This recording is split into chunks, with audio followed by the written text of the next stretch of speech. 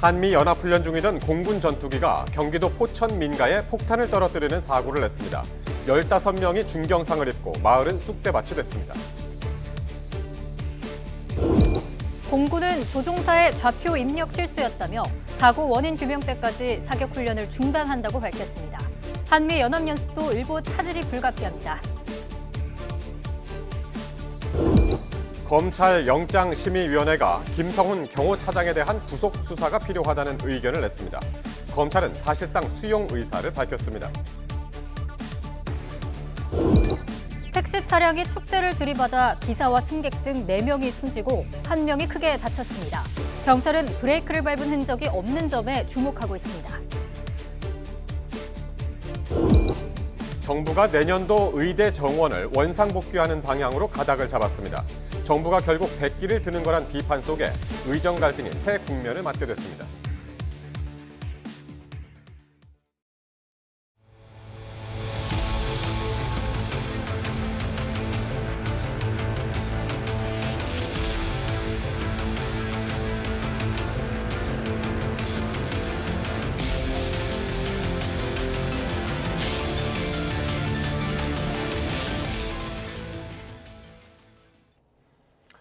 여러분 안녕하십니까? YTN 뉴스나이트 시작합니다. 오늘 오전 경기 포천시 인근에서 훈련하던 군 전투기가 폭탄 8발을 잘못 발사해 15명이 다쳤습니다. 날벼락 같은 사고에 이재민만 39명 발생했습니다. 현장 취재기자 연결해 들어보겠습니다. 김철희 기자. 네, 경기 포천시 사고 현장에 나와 있습니다. 네, 먼저 현장 상황부터 전해주실까요? 네, 사고가 난 지 12시간 가까이가 지났지만 여전히 마을 곳곳에는 사고 여파가 고스란히 남아 있습니다. 제 뒤로 보이시는 주택 건물도 크게 파손된 모습을 확인하실 수가 있고요. 우리 파편 역시 도로 곳곳에 널브러져 있습니다. 현재는 군사경찰이 마을 진입을 통제하면서 이 뒤로 보이시는 통제선 너머로는 들어갈 수가 없는 상태입니다. 주민들 대부분도 대피소 등으로 대피하면서 불빛도 거의 찾아볼 수가 없는데요. 주민들은 이곳을 떠나기 전 당시 상황을 생생하게 묘사했습니다. 이야기 직접 들어보시겠습니다. 한 칸이라도 있어야 자는데 방마다 다 유리가 다 나갔다고요. 집이 바로 사고 난데 가까워갖고. 우리 유리창이고 뭐 지금 집이 못 들어가요. 왜냐면 신발 신고 들어가기 전에는 안 돼요. 유리창이 깨져가지고 발 다칠까봐. 포천시는 8시 기준으로 17가구에서 이재민 39명이 발생했다고 밝혔는데 밤사이 더 늘어날 가능성도 있습니다.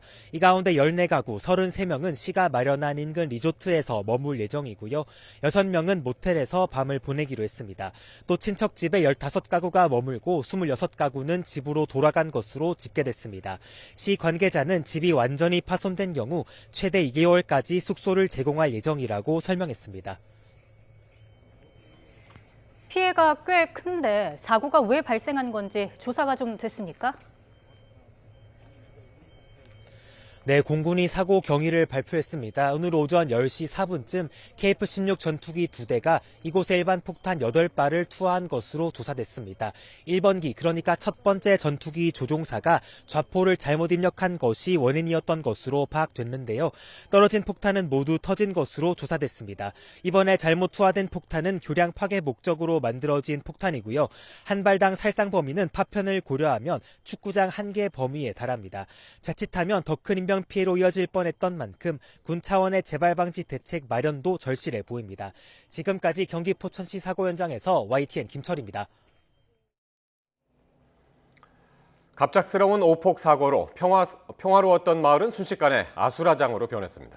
민가로 폭탄이 날아들던 아찔한 순간이 CCTV 영상에 고스란히 담겼습니다. 보도에 임예진 기자입니다.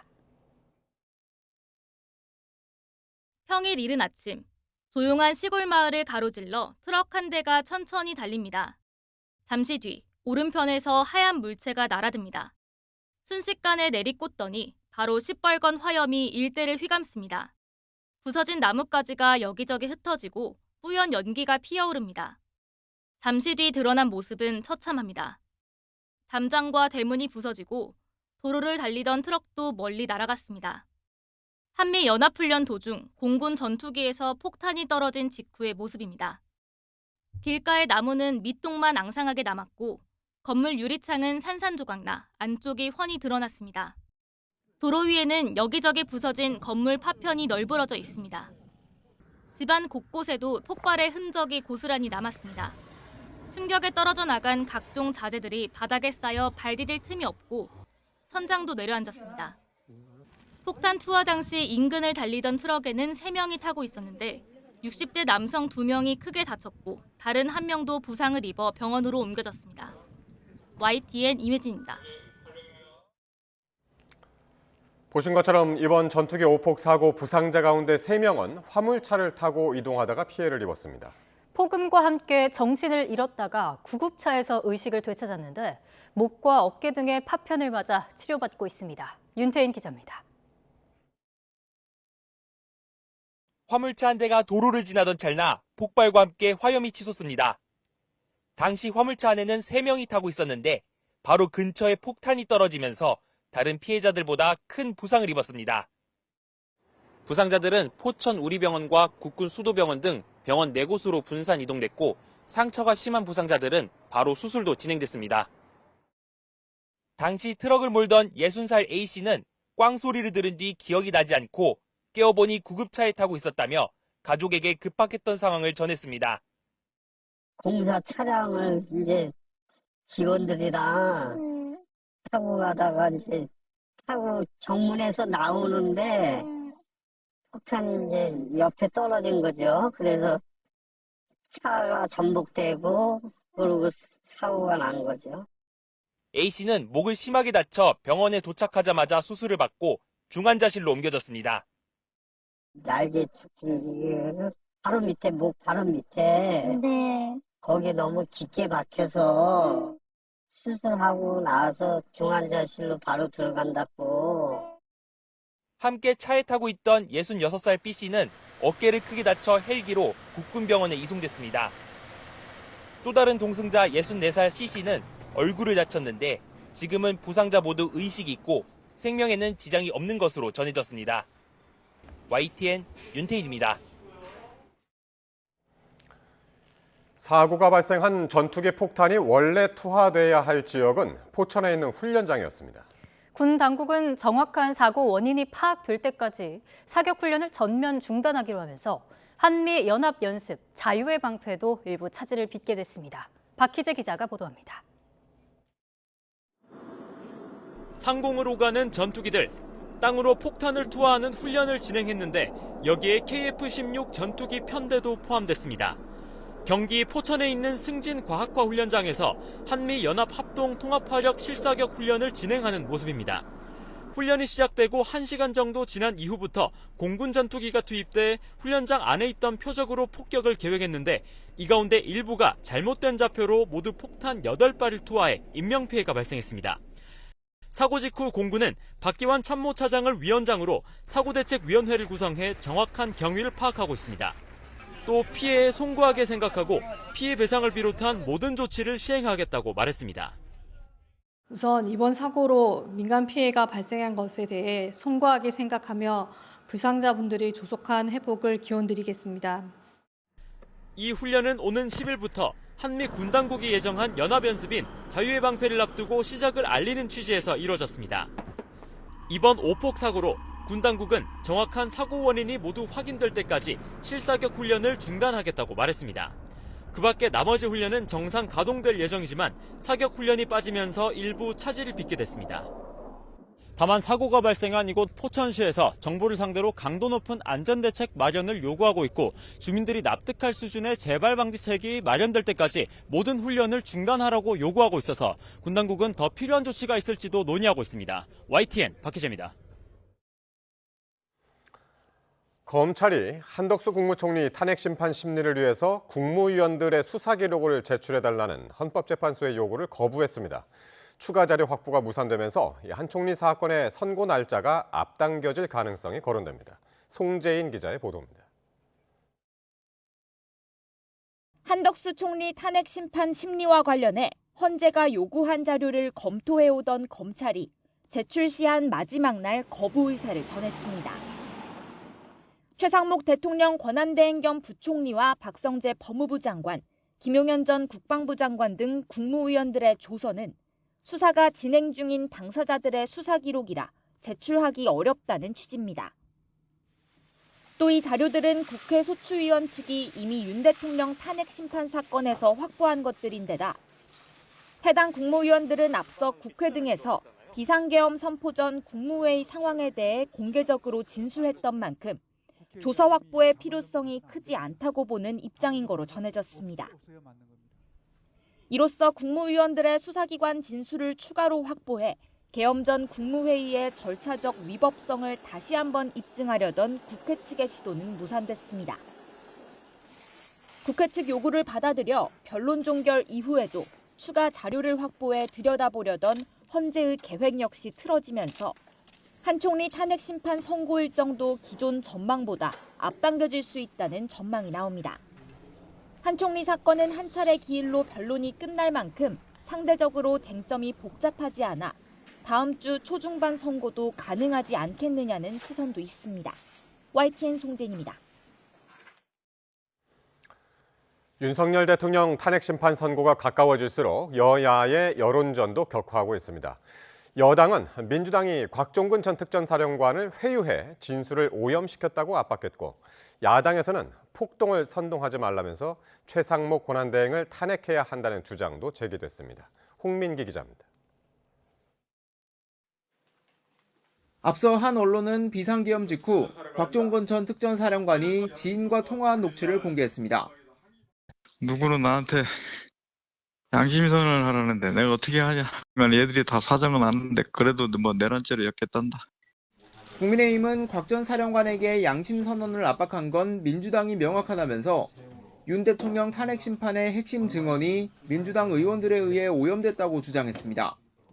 이로써 홍장원의 메모 조작에 이어 곽종근의 진술 조작까지 내란죄 주장의 핵심 근거들이 모두 오염된 것으로 밝혀졌습니다. 그리고 그 오염의 주범은 바로 민주당으로 확인되었습니다. 이처럼 오염된 진술을 근거로 잘못된 판단을 내리면 국민이 받아들이지 못할 거라며 헌재를 향한 압박 수위를 끌어올렸습니다. 다만 곽 전 사령관 측은 양심 선언을 요구한 건 민주당이 아니라 고등학교 동기들이라고 밝힌 것으로 전해졌습니다. 민주당 이재명 대표는 헌재 테러를 예고한 인터넷 댓글을 언급하며 폭력은 반드시 그 대가를 치를 거라고 헌재 지키기에 나섰습니다. 당 차원에선 헌재 결정에도 불구하고 마은혁 헌법재판관 후보자를 임명하지 않고 있는 최상목 대통령 권한대행을 향한 공세도 거세지고 있습니다. 극우파들이 헌법재판소와 재판관을 위협해도 이런 반구 없는 것이 최상목 권한대행입니다. 자신이 지금 무엇을 해야 하는지, 무엇이 옳은 일인지 구분 못하고 있으니 참으로 갑갑합니다. 당 법률위원장인 이용호 의원은 최 대행이 더 이상 헌법을 수호할 의지가 없다면서 탄핵을 공개적으로 주장했고, 민주당 지도부도 비공개 회의에서 최 대행 탄핵 추진 여부를 두고 찬반으로 나뉘어 격론을 벌였던 것으로 전해졌습니다. 꽤 많은 시간을 지체하고 있기 때문에 이후에 이 부분에 대해서 여러 가지 대가를 치러야 한다라고 생각을 하고 있습니다. 윤 대통령 탄핵 심판 선고가 임박하면서 여당의 헌재 흔들기와 야당의 헌재 지키기가 팽팽하게 맞서는 분위기입니다. 양당 공히 헌재 결정을 존중해야 한다는 공식 입장은 유지하고 있지만 여야의 벼랑 끝 대치는 갈수록 치열해지고 있습니다. YTN 홍민기입니다. 검찰이 명태균 씨와 김영선 전 국민의힘 의원에 대한 대질 조사를 진행했습니다. 여론조사업체 미래한국연구소 소장이었던 김태열 씨도 소환됐는데 오세훈 서울시장 관련 의혹을 집중 조사했습니다. 이경국 기자입니다. 서울중앙지검 명태균 의혹 전담 수사팀이 창원지검에서 명태균 씨에 대한 추가 조사를 벌였습니다. 조사는 이틀간 진행되는데 검찰은 첫날 명 씨와 김영선 전 의원에 대한 대질 조사를 진행했습니다. 지난주에 이은 두 번째 대질 조사입니다. 검찰은 명 씨가 제공한 비공표 여론조사 비용을 오세훈 시장 후원자가 대신 내줬다는 의혹을 조사했습니다. 관련해 명 씨 측은 기자들과 만나 오 시장과 명 씨가 7차례 정도 만났고 이 만남이 모두 특정됐다고 주장했습니다. 또 명 씨가 계속 기억을 해내고 있는 만큼 만난 횟수가 늘어날 가능성도 있다고 덧붙였습니다. 검찰은 미래한국연구소 소장이었던 김태열 씨도 같은 날 참고인 신분으로 불러 오 시장 관련 의혹을 물었습니다. 명태균 씨의 진술에 부합하는 상황이 더 많았던 것 같습니다. 전날 강혜경 씨를 상대로도 같은 의혹에 대한 조사가 진행됐는데 오 시장 측은 대납 사실이 없는 것은 물론 여론조사 결과를 받은 적도 없다고 반박하고 있습니다. 검찰이 이번 조사 과정에서 윤석열 대통령 부부의 공천 개입 의혹을 캐물을 가능성도 있습니다. 다만 명 씨 측은 대통령 부부에 대한 수사가 이루어지고 있지 않다며 거듭 특검 필요성을 강조했습니다. 아무런 움직임이 없는 걸 보면 왠지 이 사건을 덮으려고 하는 거 아닌가. 특검이 필요할 것 같습니다. 검찰은 오는 10일 강혜경 씨를 추가로 불러 조사하는 등 관련 수사를 이어갈 방침입니다. YTN 이경국입니다.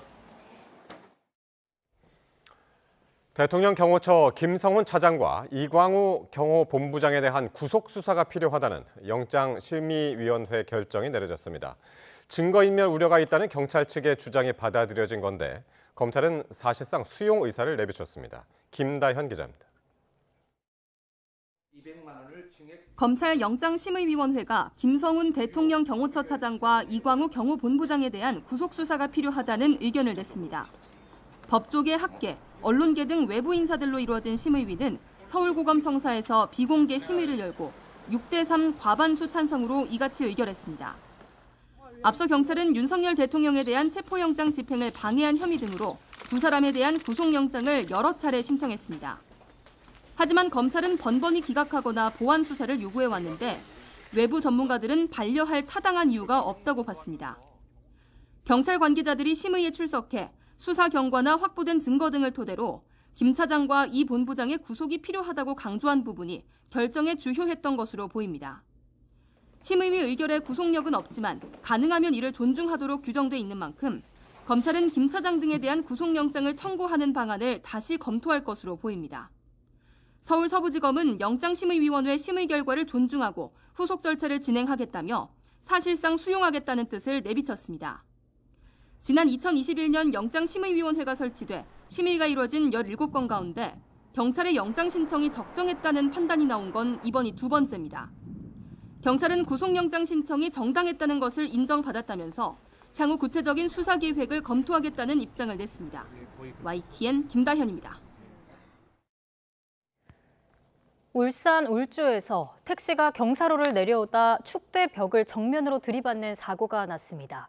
기사를 포함해 70대 5명이 타고 있었는데요. 4명이 숨지고 1명이 크게 다쳤습니다. 허성준 기자입니다. 택시 앞부분이 종이장처럼 구겨져 있습니다. 유리창이 깨지고 에어백도 모두 터졌습니다. 대낮 택시 한 대가 바위로 쌓은 축대벽을 그대로 들이받았습니다. 저는 그냥 청소하듯이 갑자기 쾅 소리가 크게 나긴 났어요. 저는 뭐 청소하고 있으니까 그냥 속수 막 미행다 그 생각만 했지. 근데 갑자기 이제 밑에서 막 앰뷸런스 소리도 나고 소방차 소리도 나고. 이 사고로 택시에 탄 5명 가운데 운전기사와 승객 4명이 숨졌습니다. 나머지 승객 1명도 크게 다쳐 병원으로 옮겨졌습니다. 사고는 내리막길을 지나 오른쪽으로 꺾이는 지점에서 발생했습니다. 평소 차량 통행이 잦지 않은 곳으로 외부 요인 없는 단독 사고로 추정됩니다. 경찰은 사고 장소에 브레이크를 밟은 흔적인 스키드 마크가 없는 점에 주목하고 있습니다. 차가 그 내리막길에 내려오면서 브레이크를 몇 번 밟았다고요. 스키드 마크가 생기고 그러진 않아요. EDR 장치 기록을 확인해 봐야 될 것 같아요. 거기에 다 기록이 돼 있거든요. 경찰은 사고 당시 속도와 브레이크 작동 여부 등을 확인하기 위해 자동차 사고 기록 장치를 국립과학수사연구원에 보내 분석할 계획입니다. YTN 허성준입니다. 내년도 의대 정원이 결국 2,000명 증원 전인 3,058명으로 다시 돌아갈 가능성이 높아지고 있습니다. 의대 학장들의 요구를 정부와 여당이 받아들일 것으로 보이는데 정부가 내일 입장을 발표합니다. 임성우 기자입니다. 의과대학을 둔 전국 40개 대학 총장들이 2026학년도 의대 모집 인원을 증원 전 수준인 3,058명으로 동결하기로 합의했습니다.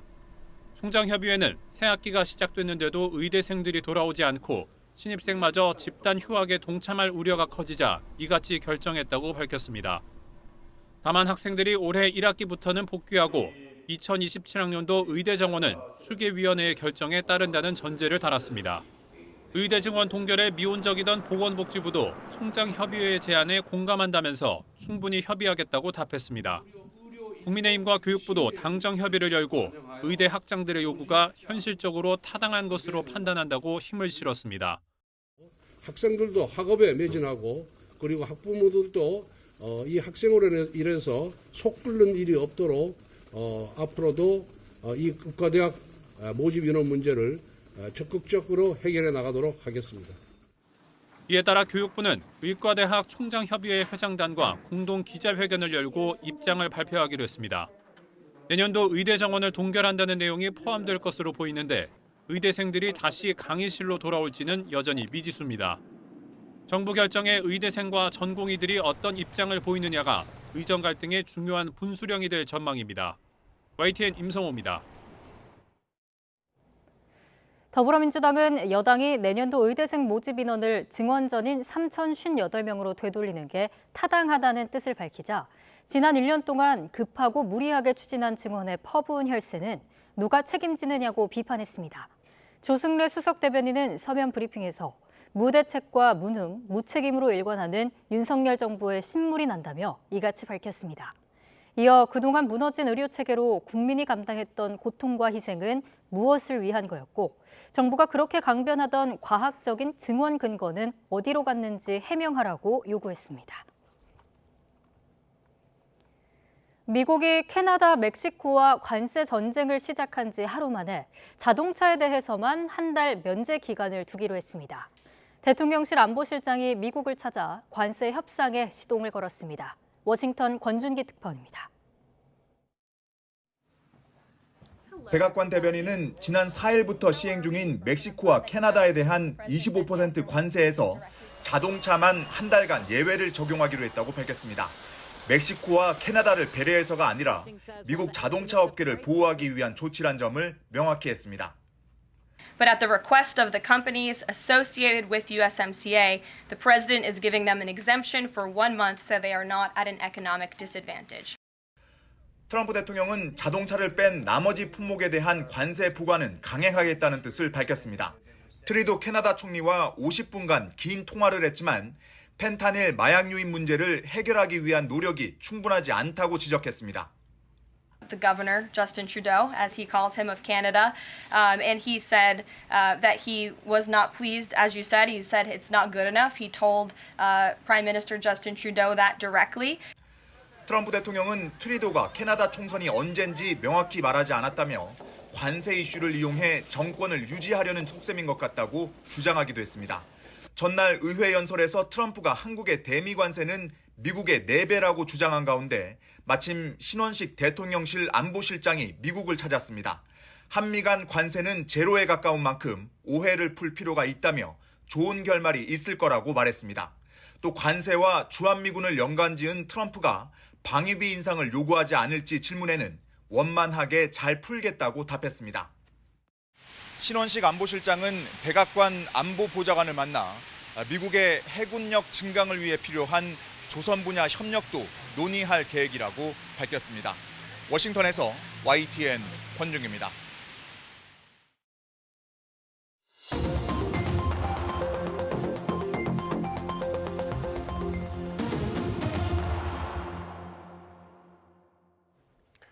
정치권 관심 뉴스 짚어보는 포커스 나이트 시간입니다. 오늘은 장성호 전 건국대 행정대학원장, 강성필 민주당 부대변인과 함께하겠습니다. 어서 오십시오. 네, 안녕하세요. 네, 안녕하십니까. 네, 곽종근 전 특전사령관이 양심 선언을 요구받았다고 지인한테 토로한 녹취가 공개돼서 파장이 거셉니다. 또 누군가 자신을 내란죄로 엮으려 한다라고도 했는데 발언 먼저 직접 듣고 오겠습니다. 내가 참 할 말은 무지하게 많은데 누구는 나한테 양심선언을 하라는데 내가 어떻게 하냐 그러냐. 내가 살려면 나보고 양심선언 하라는데 어찌됐든 간에 얘들이 다 사정은 아는데 그래도 뭐 내란죄로 엮겠단다. 속사정이 많은데 지금은 아무도 내 말을 안 듣는다. 예. 다들 아시는 것처럼 곽종근 전 사령관 하면은 이제 비상계엄 당시에 윤 대통령이 국회의원들을 끌어내라라고 지시했다고 이제 증언한 인물이죠. 그런데 이 전화 녹취가 언제였냐면 12월 5일. 그러니까 계엄 해제 다음 날이었고 그날은 또 김병주 의원의 유튜브에 출연하기 바로 전날 이었습니다. 예, 먼저 어떻게 들으셨습니까, 장 교수님? 곽종근 전 특전사령관은 이번 사태에 네. 상당히 중요한 키를 쥐고 있는 그런 사람 아니겠습니까? 그렇기 때문에 저런 뭐 녹취가 갑자기 지금 공개됐기 때문에 이것에 대해서는 홍장원 전 1차장의 메모와 곽종근 사령관의 요원을 끌어내라, 사람을 끌어내라, 이런 인원을 데리고 나와라 다양하게 바뀌지 않았습니까? 이것이 대리인단 대통령 입장에서는 내란과 탄핵의 핵심이다. 그 두 기둥이 무너지면 내란과 탄핵이 불가능하다. 이렇게 지금 보는 거기 때문에 지금 헌재 선고를 앞두고 상당히 예민한 시기에 이것이 나왔지 않았습니까? 그렇기 때문에 이것이 상당히 중요하고 헌재 뭐 형사재판은 형사재판대로 이제 공판 중심으로 해서 팩트를 중심으로 이제 앞으로 이것에 대한 진실 여부를 따지겠지만 헌재 입장에서는 정치 재판 아니겠습니까? 그렇기 때문에 이것이 정말 이 진술이 곽종근 지금까지 사령관이 헌재에서 나왔던 발언을 이 신빙성이 있냐 없냐 그것을 따지는데 아주 중요한 그런 것이라고 지금 대리인단 대통령 측에서는 생각을 하고 있고 국민의힘도 마찬가지입니다. 물론 이거에 대해서 이제 민주당에서는 상당히 지금 반발하고 있는 그런 상황이기 때문에 이것에 대해서는 추후 앞으로 뭐 며칠 안 남았지만 상당히 중요할 수도 있고 중요하지 않을 수도 있는 그런 사안이라고 봅니다. 예, 부대변인님. 네. 어떻게 보셨습니까? 저희 민주당이 봤을 때는 뭐 곽종근 전 사령관의 이러한 녹취록이 공개된 것은 탄핵 심판에 큰 영향을 줄 수가 없다라고 생각을 합니다. 왜냐하면 아시다시피 탄핵 심판의 쟁점이 4가지입니다. 그러니까 뭐 계엄의 절차라든지 포고령의 위법성 그리고 국회의 침탈, 선관위 침탈인데 이것은 설사 100번 양보해서 이게 사실이라고 하더라도 그 많은 이유 중에 아주 일부분에 지나지 않는다라고 말씀을 먼저 드리고 싶고요. 아무래도 이제 곽종근 전 사령관이 위기에 빠져 있다 보니까 여러 사람과 상의도 하고 하소연도 하고 이런 과정 속에서 이런 녹취록이 나온 것 같아요. 그런데 이 녹취록에서 가장 중요하게 봐야 될 게 무엇이냐 한 단어입니다. 양심선언입니다. 이 양심선언이라는 거는 양심에 비추어서 진실을 공개적으로 말하는 것을 말하는 거예요. 그러니까 민주당에서는 당신이 지금 윤석열 대통령과의 어떤 관계, 또 당신의 상관, 또 승진까지 시켜줬고 이런 관계 때문에 어떤 진실을 감추는 것이 능사가 아니다. 그러면 당신은 내란 공범으로 처벌받게 된다. 하지만 진실을 밝히는 양심 선언을 하게 되면 어쨌든 나중에 형사재판에서 양형에 선처받는 거 아니겠습니까? 그래서 이 정도는 충분히 얘기를 할 수 있는 것입니다.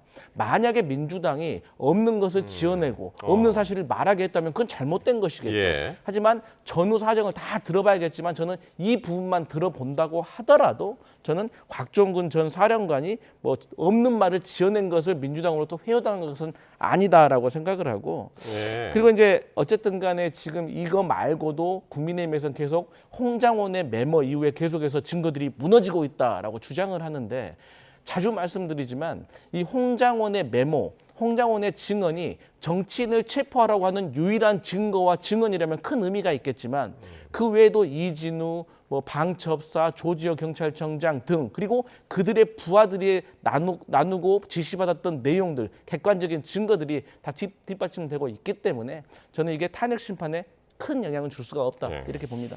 여기에서 이제 그 양심 선언에 대해서는 물론 뭐 대통령이 정말 뭐 끌어내라, 뭐 이렇게 붙잡고 나와라, 뭐 데리고 나와라 그런 말을 했다고도 할 수가 있고 그 반대로도 또 얘기할 수 있지 않겠습니까? 그래서 여기에 보면 얘들이라는 것은 저는 동창일 수도 있다고 봅니다. 오늘 변호인단 곽종근 전 특전사령부 변호인단이 동창들이라고 대화하면서 이런 얘기를 했다. 그러니까 참고로 지금 하시는 말씀이 장 교수님 하시는 말씀이 곽 전 사령관 측 그러니까 곽 전 사령관의 변호인이 뭐라고 했냐면 지금 이제 뭐 그 곽 사령관은 지금 이제 그 밖으로 나올 수가 없는 그런 상황이기 때문에 변호인이 뭐라고 했냐면 양심 선언을 요구한 것이 그러니까 민주당이 아니라 자신의 고등학교 동창들이었다라고 한 보도가 나와서 이제 그 말씀을 하시는 거죠. 예. 근데 뭐 곽정근 전 특전사령 입장에서는 네. 헌재에서 얘기한 거 그대로 밀고 가도 본인한테는 불리할 건 없습니다. 다만 이 헌재에서 대통령 대리인단이나 대통령 입장에서는 상당히 중요한 부분이기 때문에 이것에 대해서 진술이 바뀌었다고 볼 수 있지 않습니까? 곽정근 사령관은 아니다. 이것은 동창들을 얘기한 거다. 그럼에도 불구하고 지금 녹취해 보면 그래도 뭐 내란죄로 엮겠단다라는 것은 전달하는 의미 아니겠습니까? 친구와 얘기가 아니고 그렇기 때문에 내란죄를 엮겠다는 주체는 내란죄를 주장하는 세력일 수밖에 없지 않을까. 제가 이 해석을 문맥을 보면 그렇습니다. 그렇기 때문에 증언이라는 것은 신빙성이 있고 명확해야 되는데 이 해석을 두고서라도 여러 가지로 지금 해석을 할 수가 있지 않습니까? 그렇게 되면은 신빙성이 무너진다는 겁니다. 예. 그래서 그럼 그 내란죄를 밑에 엮겠다는 뭐 우리 변호사님이 좀 네. 전에 뭐 밑에 707 달장이라든가 그 밑에 또 뭐 경비대장이라든가 이런 사람들이 진술을 이미 했다 그렇게 했지만 대통령이 지시하는 것은 장관을 통해서도 하고 대통령이나 또 장관이 특전사령관이나 소방사령관을 통해서 지시를 했기 때문에 그 네. 하위 그거랑은 연결고리는 또 별다른 문제라고 생각이 들고 가장 중요한 건 저는 곽정근 전 특전사령관의 요런 맥락적인 의미가 어떻게 해석이 될 건지 재판관들이 어떻게 받아들일 건지가 저는 네. 가장 중요한 포인트가 아닌가 생각이 듭니다. 예. 부대변인 어떻게 들으셨습니까? 그러니까 그 내란죄로 엮겠단다. 그러니까 이 곽 전 사령관 측의 얘기가 이게 민주당이 회유한 게 아니라 자기 고교 동창들이 그랬다고 한 것을 이제 이야기한 것이고 그러면 내란죄로 엮겠단다. 이것도 고교 동창들이 한 건가요? 이건 어떻게 해석을 해야 될까요? 근데 저는요, 이게 어쨌든 간에 전체 맥락을 들어보지 못하는 상황에서 이 해석에 기대는 것보다 문제의 본질에 대해서 좀 집중을 하면 되는 겁니다.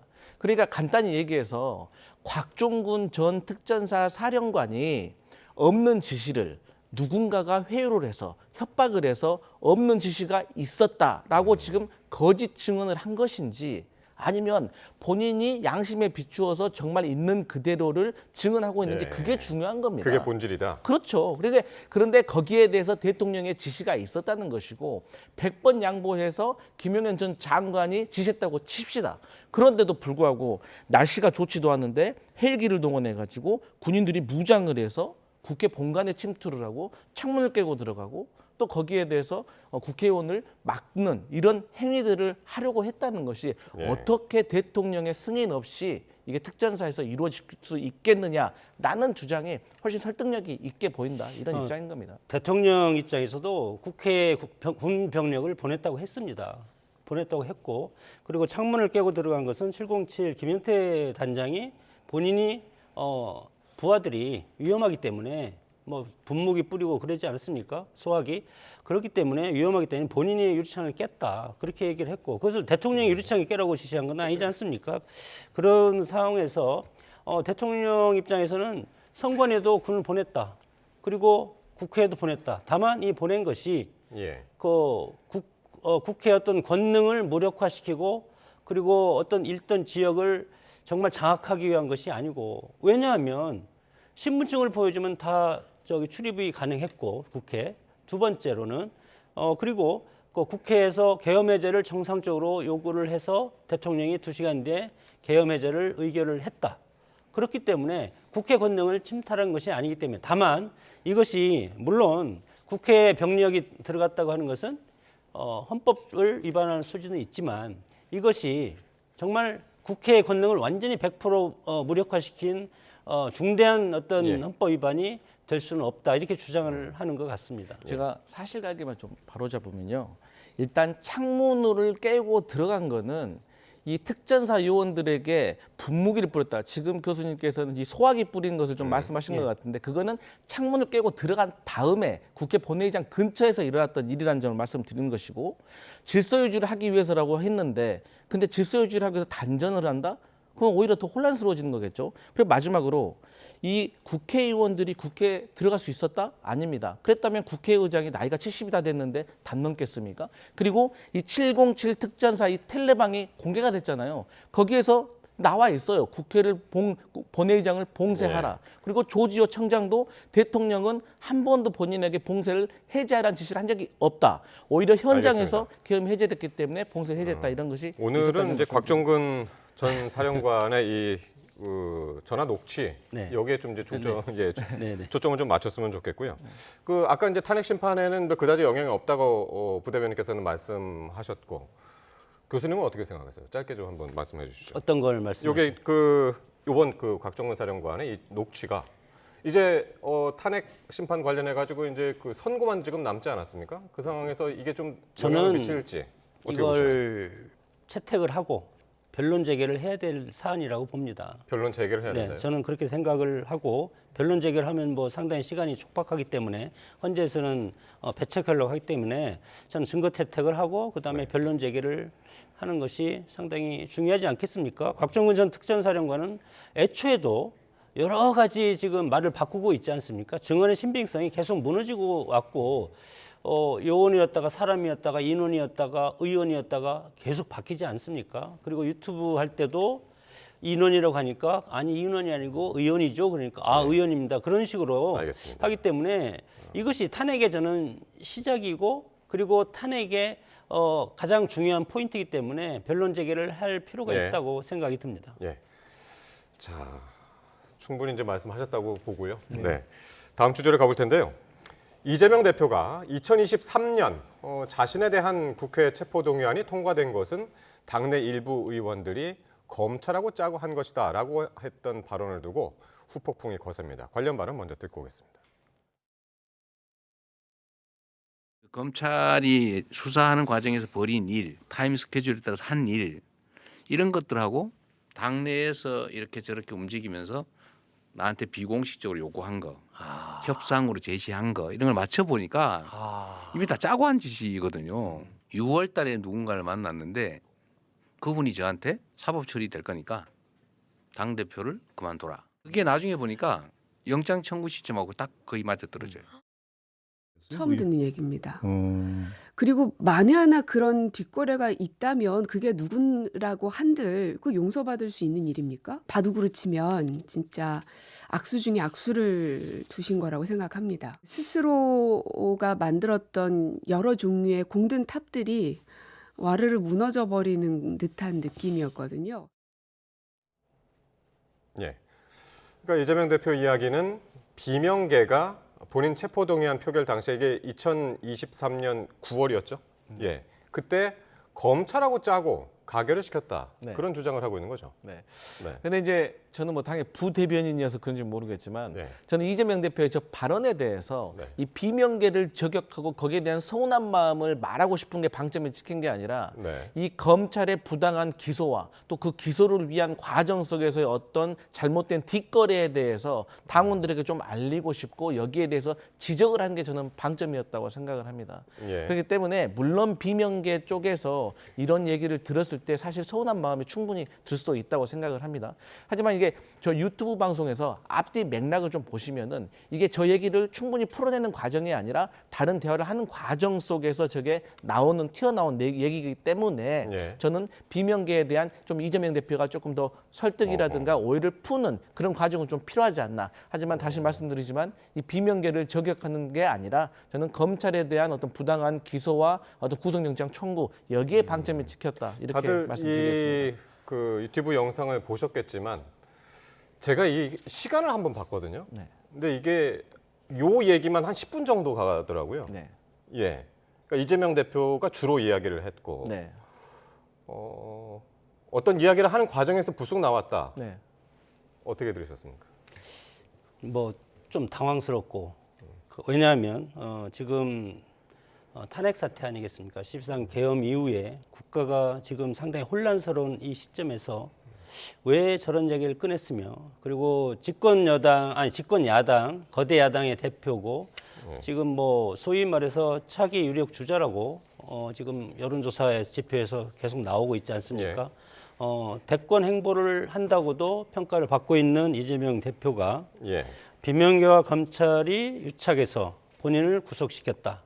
체포영장을 국회에서 통과시켜서 물론 2023년 9월 27일 날 유창훈 영장 담당 판사에 의해서 기각이 된 건데 이것을 보면은 유력 정치인이 사법부를 불신하는 저런 것은 저는 상당히 어떻게 보면은 그 사법부에 대한 인식 이거에 대한 상당히 큰 어떤 국민들이 오해할 수 있는 그런 것을 오늘 보여줬고 그러면 그러니까 이게 좀 전에 이제 부대변인께서는 이제 그 우연히 나온 그 긴 대화 속에서 우연히 나온 발언이라고 보셨는데 교수께서는 그러면 이거를 의도된 발언이라고 보십니까? 어떻게 정치인들이 어떻게 저는 뭐 저도 정치를 하고 있지만 저런 아주 예민한 시기입니다. 말 한마디에 날아가지 않습니까? 지금 상당히 그렇기 때문에 저는 유튜브 방송에 가서 이재명 대표의 일거수일투족이 모든 국민들이 관심을 갖고 모든 언론에서 관심을 갖고 있는데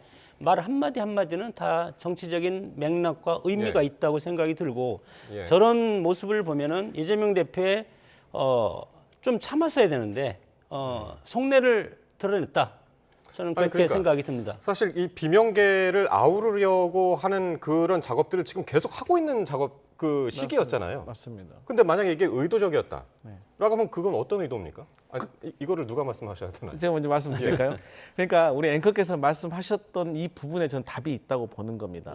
예를 들어서 이재명 대표가 아직 조기 대선이 확정되진 않았지만 저희 민주당은 조기 대선이 있을 거라고 상수로 두고 이렇게 당내 포용과 화합을 하고 있는 과정 아니겠습니까? 그래서 뭐 김동연 지사, 뭐 임종석 실장, 뭐 김부겸 총리 뭐 다 만나고 있는 과정 속에서 본인이 정말로 비명계라는 분들을 저격하려고 했다면 지금의 행보가 전혀 맞지가 않는 것이죠. 상식적으로. 그렇기 때문에 제가 말씀드렸던 것이 어떤 것을 얘기하고자 하려고 했는지 그러니까 유튜브 방송 중에서 10분 뭐 길게 말은 했다고 하지만 이재명 대표가 강조하고 싶었던 거는 내가 비명계가 나를 구속시키기 위해서 이렇게 뭐 체포 동의안에 찬성을 던졌다 이걸 말하고 싶은 게 아니라 어떤 검찰이 무리하게 구속영장을 신청하고 또 그것을 또 제대로 본인을 구속시키기 위해서 나름대로 당내 어떤 비명계와의 어떤 뒷거리를 시도했다. 그래서 검찰이 부당하다라는 것을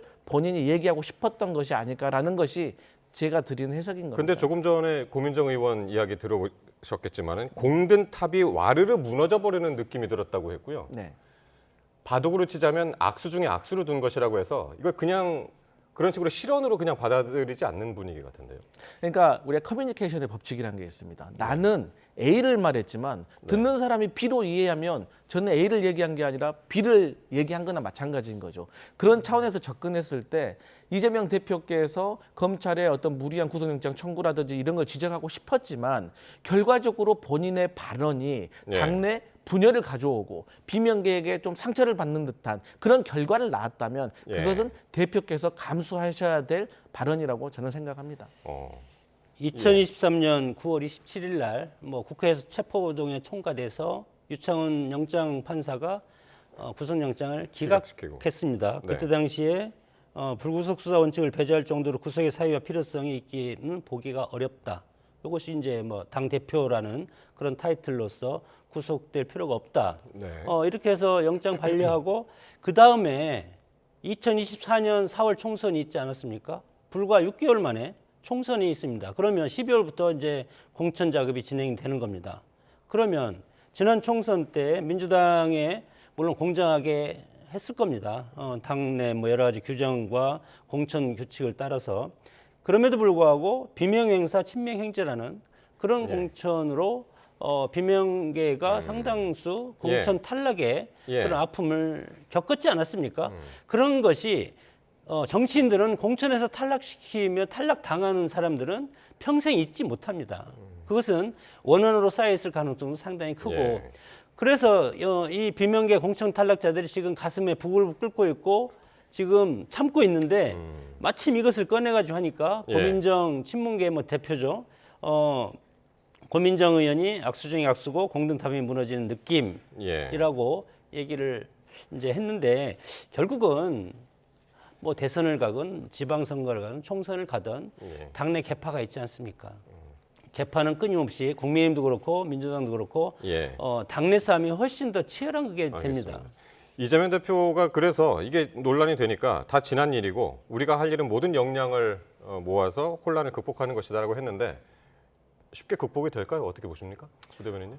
극복이 안 된다고 하더라도 거기에 대해서 최대한 능력을 발휘하고 그것이 본인의 지도력이고 리더십이라고 생각을 하고 또 이런 과정들을 국민들이 저는 지켜보고 있다고 생각을 합니다. 네.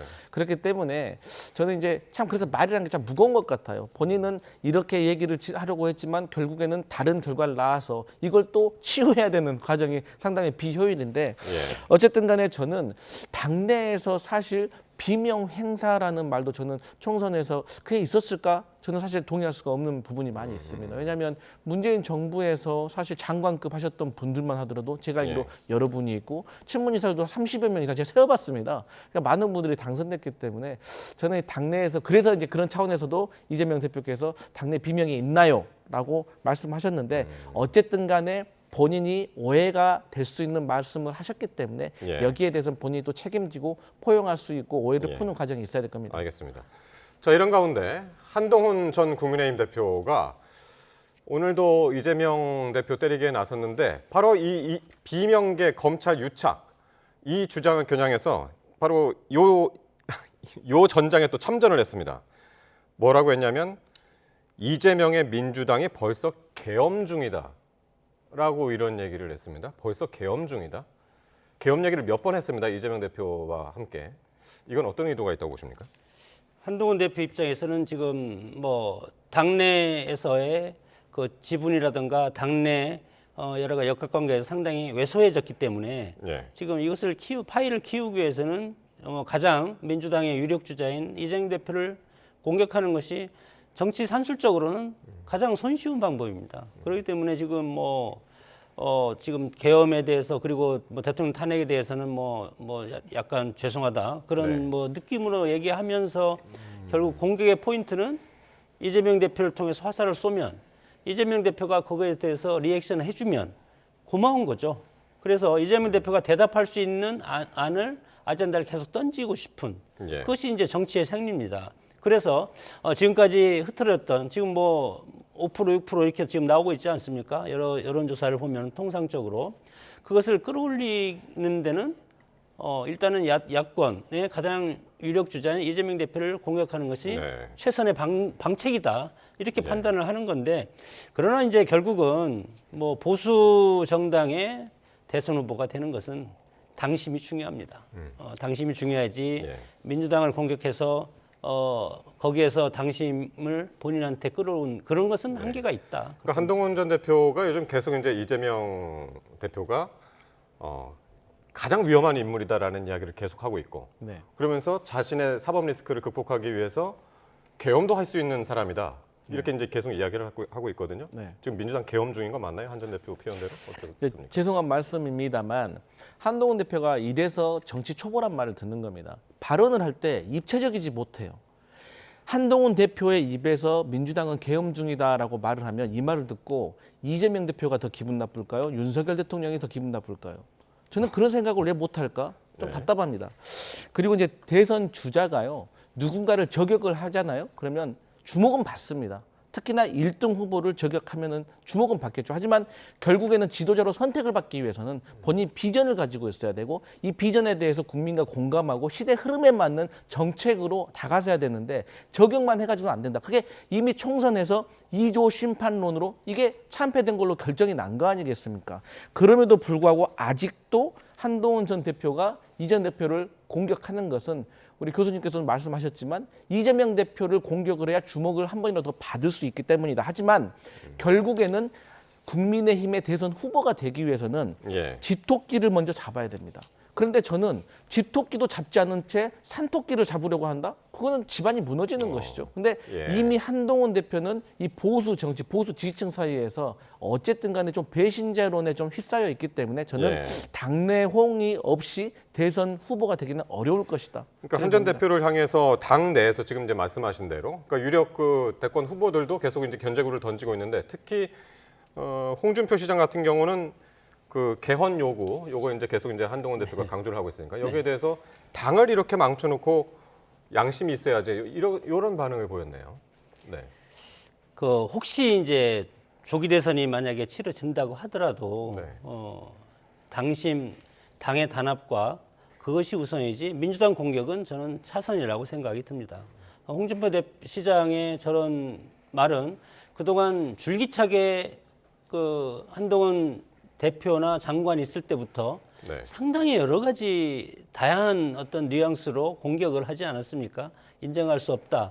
거기에다가 이번 탄핵 국민에서 친한계 일부 10명 정도가 들어가서 탄핵안이 통과되는 그런 것을 지금 보지 않았습니까? 이런 상황이기 때문에 홍준표 시장 입장에서는 당의 오래된 원로고 당 대표 되고 안 해본 것이 없는 그런 우리 국민의힘의 자산인데 그럼에도 불구하고 당을 망쳐놓고 나가서 지난 총선 비대위원장으로 해서 총선도 망쳤죠. 이번 네. 대통령도 탄핵을 친한계에서 탄핵을 시켰죠. 그렇기 때문에 배신자는 어디 국민의힘에서는 절대 설 수 없다. 그런 강력한 의지를 홍준표 대표 입에서 계속 나오고 있다고 봅니다. 예. 자, 그럼 오늘 나온 여론조사 결과를 한번 볼까요? 그 차기 대통령 적합도에 관한 것이 있었는데 NBS 여론조사였고요. 이재명 대표가 29%로 가장 높았고 김문수 10, 오세훈 8, 한동훈, 홍준표가 모두 이제 6%씩 나왔는데 여기 어디 주목하십니까? 그러니까 특히 이제 숫자를 한번 보면 예전에 이재명 대표 혼자 갖고 있던 수치가 나머지 보수 진영 후보들 다 합친 것보다는 상당히 높았거든요. 근데 요번은 좀 그렇지 않은 것 같습니다. 우리 정치 지형이 네. 진보 3, 보수 3, 그리고 무응답, 하여튼 무당층 3, 이렇게 이루어지지 않겠습니까? 네. 그렇게 따진다고 했을 때 이재명 대표는 이미 진보 진영의 완벽한 결집을 이뤄낸 것입니다. 하지만 지금 이재명 대표가 나중에 조기 대선이 열려가지고 실제로 대선의 후보가 되고 또 이재명 대표의 카운터 파트너격인 국민의힘의 대선 후보가 결정이 된다면 네. 그때는 중도층의 3위 결정을 내릴 겁니다. 그렇게 되면 그때 박스권을 뚫고 40% 많게는 50%까지 올라갈 가능성이 있는 것이죠. 하지만 지금은 어쨌든 간에 야당에서는 이재명 대표가 압도적이지만 예. 어쨌든 국민의힘에서는 저렇게 난립을 하고 있는 상황이기 때문에 이재명 대표와 어떤 각이서는 그 누군가가 생기기 전까지는 이재명 대표가 어떤 진보층의 결집 정도만 이루어지는 그런 여론조사의 결과를 얻을 것 같습니다. 예. 그 이재명 대표 29% 지금 나왔는데 통상적으로 지금까지 쭉 몇 개월, 5, 6개월 동안 보면은 29%, 28%, 31% 박스권에 갇혀 있습니다. 확장성이 없다는 겁니다. 여기에서 보수 후보자들을 다 합치면 30% 정도 되지 않습니까? 예. 그렇기 때문에 지금 윤석열 대통령이 탄핵 국면에서 내란 12상 개헌과 관련해서 지금 헌재에서 재판을 받고 있고 이런 상태면 집권 여당이 상당히 불리해야 됩니다. 그러면 야권의 유력 주자인 이재명 대표가 한 56%, 한 70%, 60%까지는 가야 되는데 지금 30%를 못 넘고 있지 않습니까? 예. 박스권에 갇혀 있다는 것은 표의 확장성이 없고 또 하나 그 이재명 대표가 재판이 진행되고 있지 않습니까? 만약에 이제 2심이 나올 텐데 2심 재판에서 유죄 판결이 이제 또 나온다면 그러면 이재명 대표에 대한 경쟁력이 예. 중도층에서 찍어주겠습니까? 그리고 또 결정적인 것은 지금 탄핵과 예. 줄 탄핵을 29번 한 민주당입니다. 180석 정도 가지고. 예. 그리고 끊없이 법을 만들어서 대통령이 제2요구권을 거부권을 행사하게 하지 않았습니까? 국회를 장악하고 있는 민주당인데 만약에 조기 대선이 열렸을 때 국민들은 민주당한테 국회도 주고 행정부도 주면 완벽하게 나를 완전히 장악하는 거 아니겠습니까?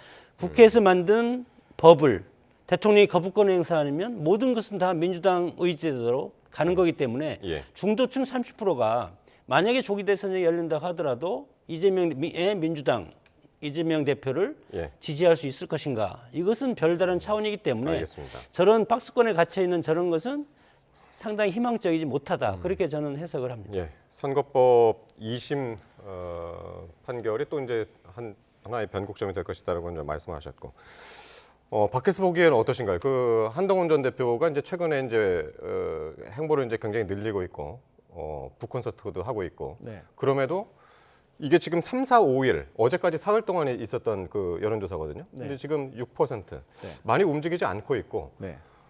중도층에서는 중도층만 놓고 보면은 김문수 후보가 원래 2등이었는데 이게 좀 밑으로 16%로 밑으로 떨어진단 말이에요. 네. 예, 이거는 밖에서 보시기는 어떻습니까?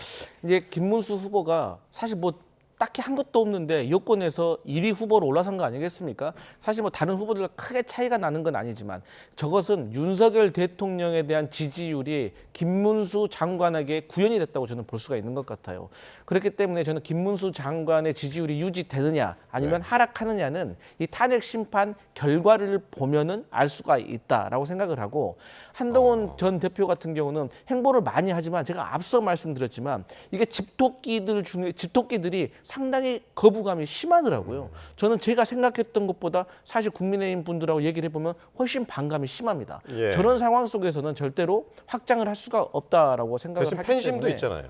근데 팬심이라는 게 예. 사실 뭐 얼마나 되겠습니까? 뭐 10만 되겠습니까? 20만 되겠습니까? 그렇기 때문에 우리가 그런 것이 사실 착시 효과인 거거든요. 예. 그렇기 때문에 저는 한동훈 전 대표가 확장을 하기 위해서는 일단 보수 정치 안에서 배신자 프레임을 좀 벗어나야 된다. 그러지 않고는 좀 비전이 없어 보인다. 저는 그렇게 평가합니다. 예, 알겠습니다. 네, 그 마지막으로 짧게.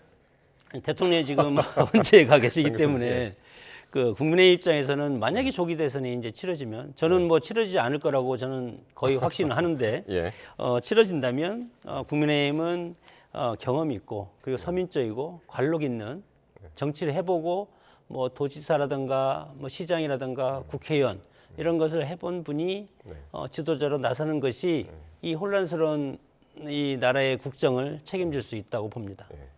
그게 누굽니까?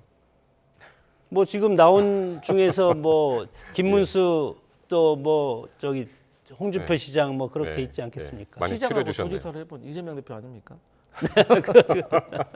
알겠습니다. 두 분 말씀 잘 들었습니다. 장성호 전 건국대 행정대학원장, 강성필 민주당 부대변인과 함께했습니다. 고맙습니다.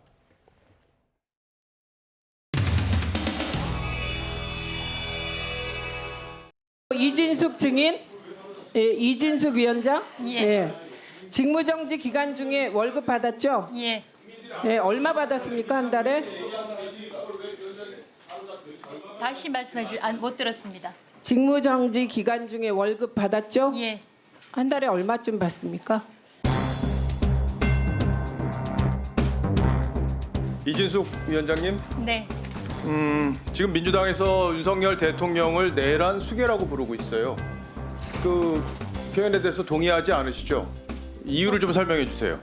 내란이라는 부분은 지금 법적 절차를 거치고 있고 확정적이 아니기 때문에 제 개인적인 의견으로는 맞지 않는다고 생각합니다. 예. 12.3 계엄 이것이 그러니까 정확한 이게 표현이라고 법률적으로 내란죄가 확정되지 않았기 때문에 내란 수괴란 표현을 현직 대통령에게 쓰는 건 맞지 않다 이런 취지의 말씀이시죠? 그렇습니다.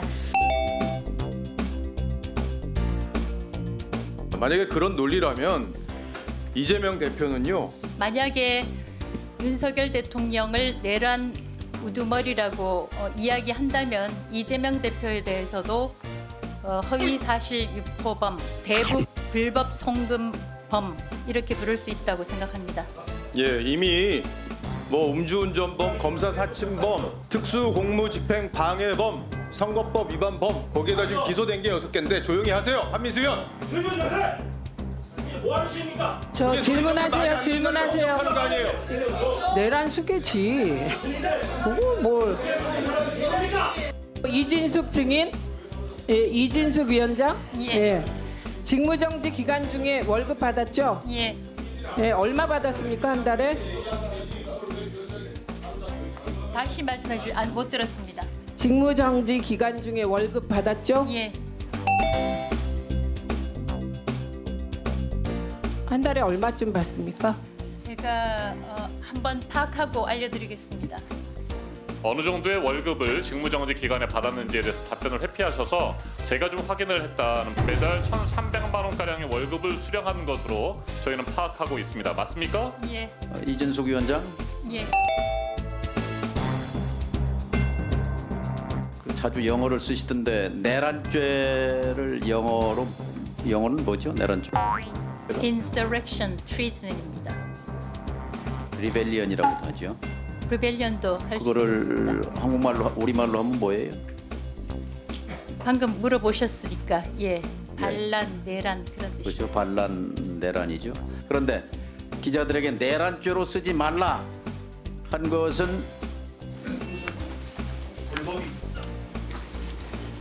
저는 그렇게 생각지 않습니다.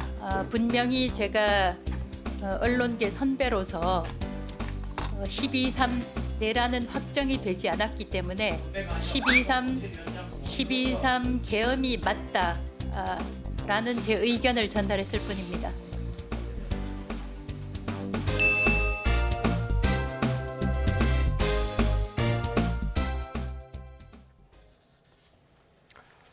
오늘 오전 경기 포천시에서 한미 연합훈련 중이던 공군 전투기가 민가에 폭탄을 떨어뜨리는 사고가 발생했습니다. 2명이 증상을 입는 등 민간인과 군인 15명이 다쳤고 성당 건물과 민가가 무너졌습니다. 부장원 기자입니다. 오전 10시 4분쯤 육군 사격장이 위치한 경기 포천시 이동면 노곡리 한복판에 폭탄이 떨어졌습니다. 한미 실사격 훈련 도중 공군 KF-16 전투기 2대에서 원인을 알 수 없는 이유로 민가에 폭탄을 오폭한 겁니다.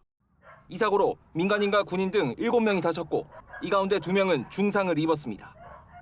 헬기 등을 이용해 국군 수도병원과 의정부 성모병원 등으로 분산 이송됐는데 심정지나 의식이 없는 환자는 없는 것으로 전해졌습니다. 이 밖에도 일부 주민이 통증이나 극심한 불안감을 호소했습니다. 폭탄이 떨어진 일대는 삽시간에 아수라장이 됐습니다. 성당 건물을 비롯해 주택과 창고, 비닐하우스 등 건물 8동이 부서졌고 인근에 있던 차량 여러 대가 파손됐습니다. 소방당국은 사고 직후인 10시 13분쯤 인근 소방서 인력과 장비를 모두 동원하는 대응 1단계를 발령해 구조 작업을 펼쳤고 이후 군과 경찰이 현장을 통제하며 혹시 남아있을지 모르는 불발탄 해체 작업에 나섰는데 떨어진 8발 가운데 불발탄은 없는 것으로 파악됐습니다. 이 과정에서 주민 50여 명이 마을 회관으로 대피했습니다. 공군은 비정상 투하 사고로 민간 피해가 발생한 데 대해 송구하게 생각하며 부상자의 조속한 회복을 기원한다며 피해 배상 등 모든 필요한 조치를 적극 시행하겠다고 밝혔습니다. YTN 부장원입니다. 공군은 이번 오폭 사고의 원인에 대해서 조종사가 폭탄 투하 지점의 좌표를 잘못 입력해 발생한 것으로 파악됐다고 밝혔습니다. 현재 정확한 사고 원인을 조사하고 있는데 2대 모두 오폭을 했던 점으로 미뤄 총체적인 기강회의가 있었던 게 아니냐는 지적이 나옵니다. 김문경 기자입니다. KF-16 전투기에 MK-82 폭탄을 장착하는 모습입니다. 이번 오폭 사고에 사용됐던 폭탄과 같습니다. 오폭 사고를 일으킨 KF-16 전투기 2대에는 각각 4발씩 모두 8발이 장착됐습니다. 이렇게 폭탄이 장착되는 동안 조종사는 폭탄 투하 지점 좌표를 입력합니다. 좌표를 입력하고 확인하기까지는 3단계 과정을 거치는데 출격 전 사무실에서 기록 장치에 좌표를 입력하고 이 장치를 전투기에 주입시킨 뒤 목표 지점으로 향합니다. 출격 후 목표 지점에 오면 좌표를 육안으로 다시 확인한 뒤 폭탄을 투하하는 방식입니다. 그런데 조종사의 부주의로 처음부터 좌표가 잘못 입력되면서 오폭 사고가 발생한 것으로 파악됐습니다. 비정상 투하 원인은 현재까지 조종사의 좌표 입력 실수로 파악되었습니다. 좌표를 잘못 입력했더라도 육안으로 목표물이 안 보이면 투하를 멈춰야 하는데 그러지도 않았습니다. 특히 다른 한 대는 좌표를 정상적으로 입력하고도 동시 투하 훈련이어서 좌표를 잘못 입력한 조종사를 따라 폭탄을 투하한 것으로 알려졌습니다. 건물이나 교량 파괴용으로 쓰이는 MK-82 폭탄 8발은 불발탄 없이 모두 지상에서 폭발했습니다. 폭탄 1개당 축구장 1개 면적의 피해를 입히는 것으로 알려져 더 큰 피해를 가져올 뻔했습니다. YTN 김문경입니다. 전투기에서 떨어진 폭탄에 성당과 주변 건물이 파손되면서 일대는 그야말로 아수라장이 됐습니다. 주민들은 전투기가 지나가고 굉음과 함께 버섯 모양으로 연기가 치솟았다며 전쟁이 난 줄 알았다고 입을 모았습니다. 정현우 기자의 보도입니다. 폭탄이 떨어진 직후 성당 건물 위로 회색 연기가 높게 솟아오릅니다. 대규모 폭발 현장에서 볼 수 있는 버섯 구름 모양의 연기가 한참 동안 공중에 머뭅니다. 목격자들은 전투기 편대가 빠르게 지나간 직후 엄청난 굉음과 진동이 함께 느껴졌다며 당시 상황을 전합니다. 이렇게 편대 유행하더라고요. 수초 있다가 폭발음이 들리는데 버섯구름 모양이 있잖아요. 진동이 그 집을 흔들었어요. 폭탄이 떨어진 일대는 그야말로 쑥대밭이 됐습니다. 성당은 출입구가 무너지고 건물 외벽의 벽돌은 마치 뜯어낸 것처럼 쏟아져 내렸습니다. 주변 주택들도 지붕이 무너지고 창문이 깨진 모습인데 급히 대피한 주민들은 전쟁이 난 줄 알았다고 말합니다. 전쟁 난 줄 알았죠. 아직까지 귀가 멍한데 그 지붕이 그 통나무거든. 통나무가 바로 옆으로 떨어져서 2개가. 주민들은 또 폭발 충격으로 부서진 집이 금방이라도 쓰러질 것 같아 걱정입니다. 우리 집이 통째로 들었다가 콱 놓은 것 같은. 그 정도면 이 집이 허물어지지 않으려나 몰라. 포천시는 부상자와 이재민, 심각한 재산 피해에 대해 정부의 치료 지원과 전면적인 피해 보상을 요구하고 나섰습니다. YTN 정윤우입니다. 전투기 오폭 사고 현장에서 불과 200m 떨어진 곳에는 노인 주간보호센터가 있었습니다. 당시 노인 수십 명이 센터에 머물고 있었는데 하마터면 큰 인명 피해로 이어질 뻔했습니다. 보도에 윤웅성 기자입니다. 주간보호센터에 모인 노인들이 둘러앉아 대화를 나눕니다. 여느 때와 다름없는 평화로운 일상 속 갑자기 CCTV 앵글이 심하게 흔들립니다. 직원들은 큰 소리에 깜짝 놀란 듯 귀를 막고 주저앉습니다. 오폭 사고 당시 현장에서 직선거리로 200여 미터 떨어진 노인 주간보호센터의 상황입니다. 센터 건물은 사고 충격으로 창문이 산산조각 났고 근처에 앉아있던 직원은 유리 파편에 등을 다쳤습니다. 평소라면 열려있을 주간보호센터 문이 이렇게 굳게 닫혔습니다. 센터가 노인들 안전을 위해 하원시키고 일시로 운영을 중단한 겁니다. 당시 센터에는 노인과 직원 등 20여 명이 함께 있었는데 하마터면 큰 피해를 볼 뻔했습니다. 가정집 창문이 박살나고 가구가 뒤집혀 바닥에 온갖 물건들이 나뒹 겁니다.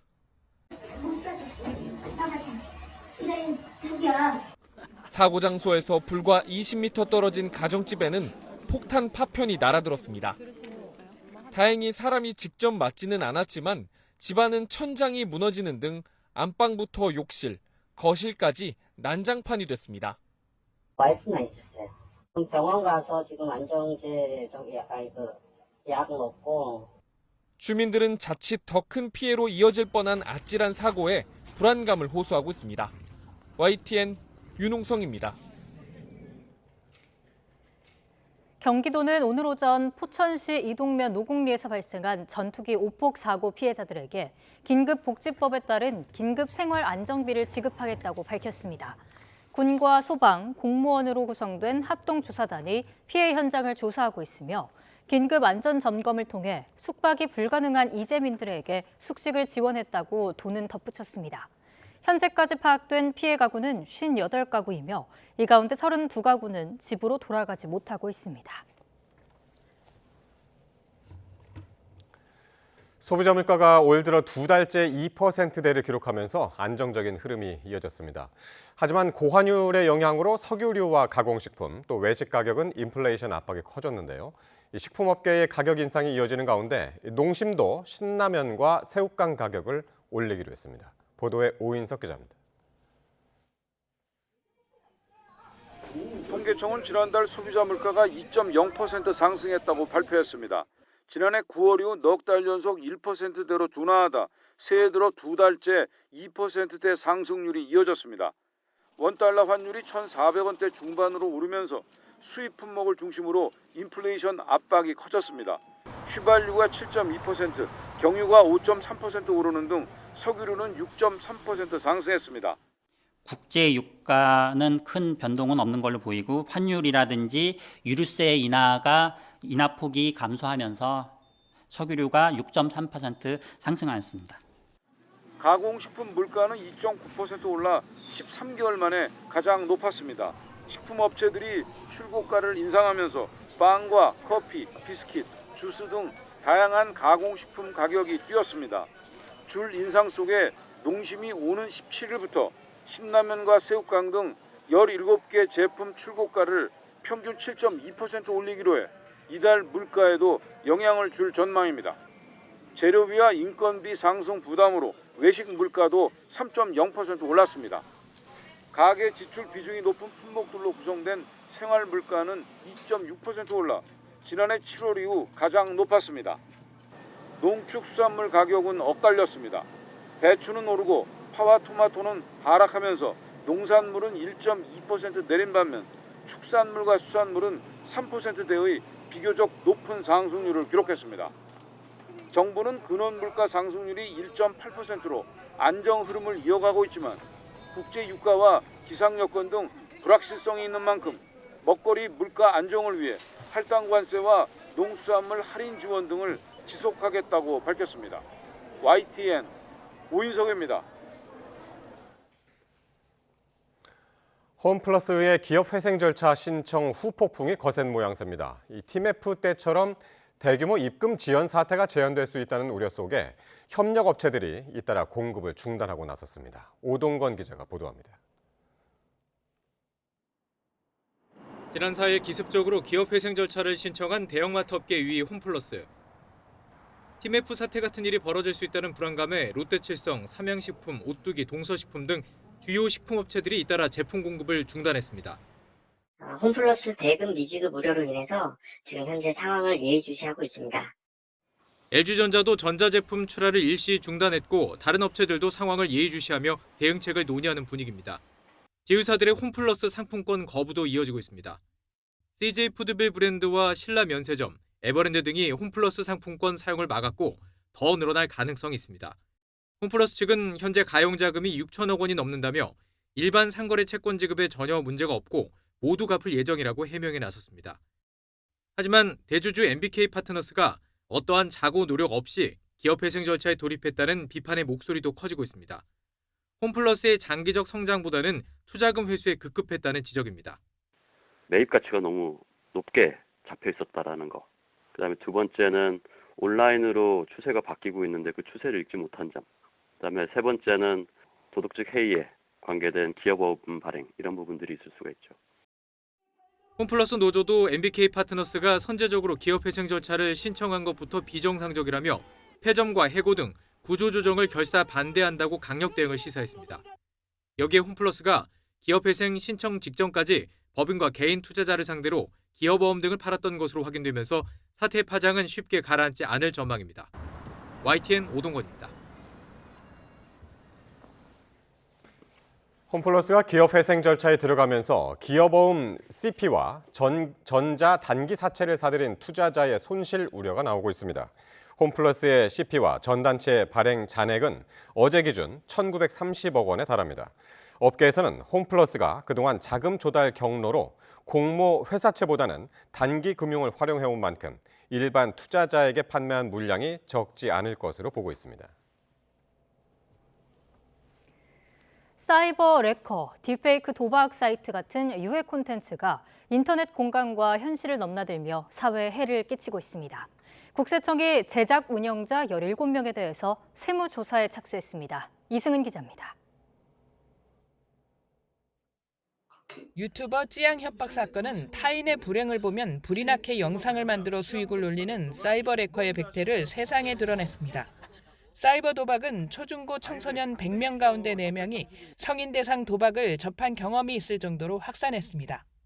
퇴폐적 엑셀 방송은 후원받은 BJ의 순위를 엑셀 문서처럼 정리해 보여주면서 후원 경쟁을 유도합니다. 연 100억 원을 넘게 버는 BJ가 있을 정도입니다. 국세청은 유해 온라인 콘텐츠가 온라인 생태계를 빠르게 잠식하며 탈세를 일삼고 있다며 제작 운영자 17명에 대해 세무조사에 착수했습니다. 조사 대상은 사이버 레커 유튜버 3명, 딥페이크 악용 도박 사이트 운영업자 5명, 엑셀 방송 운영 BJ 9명입니다.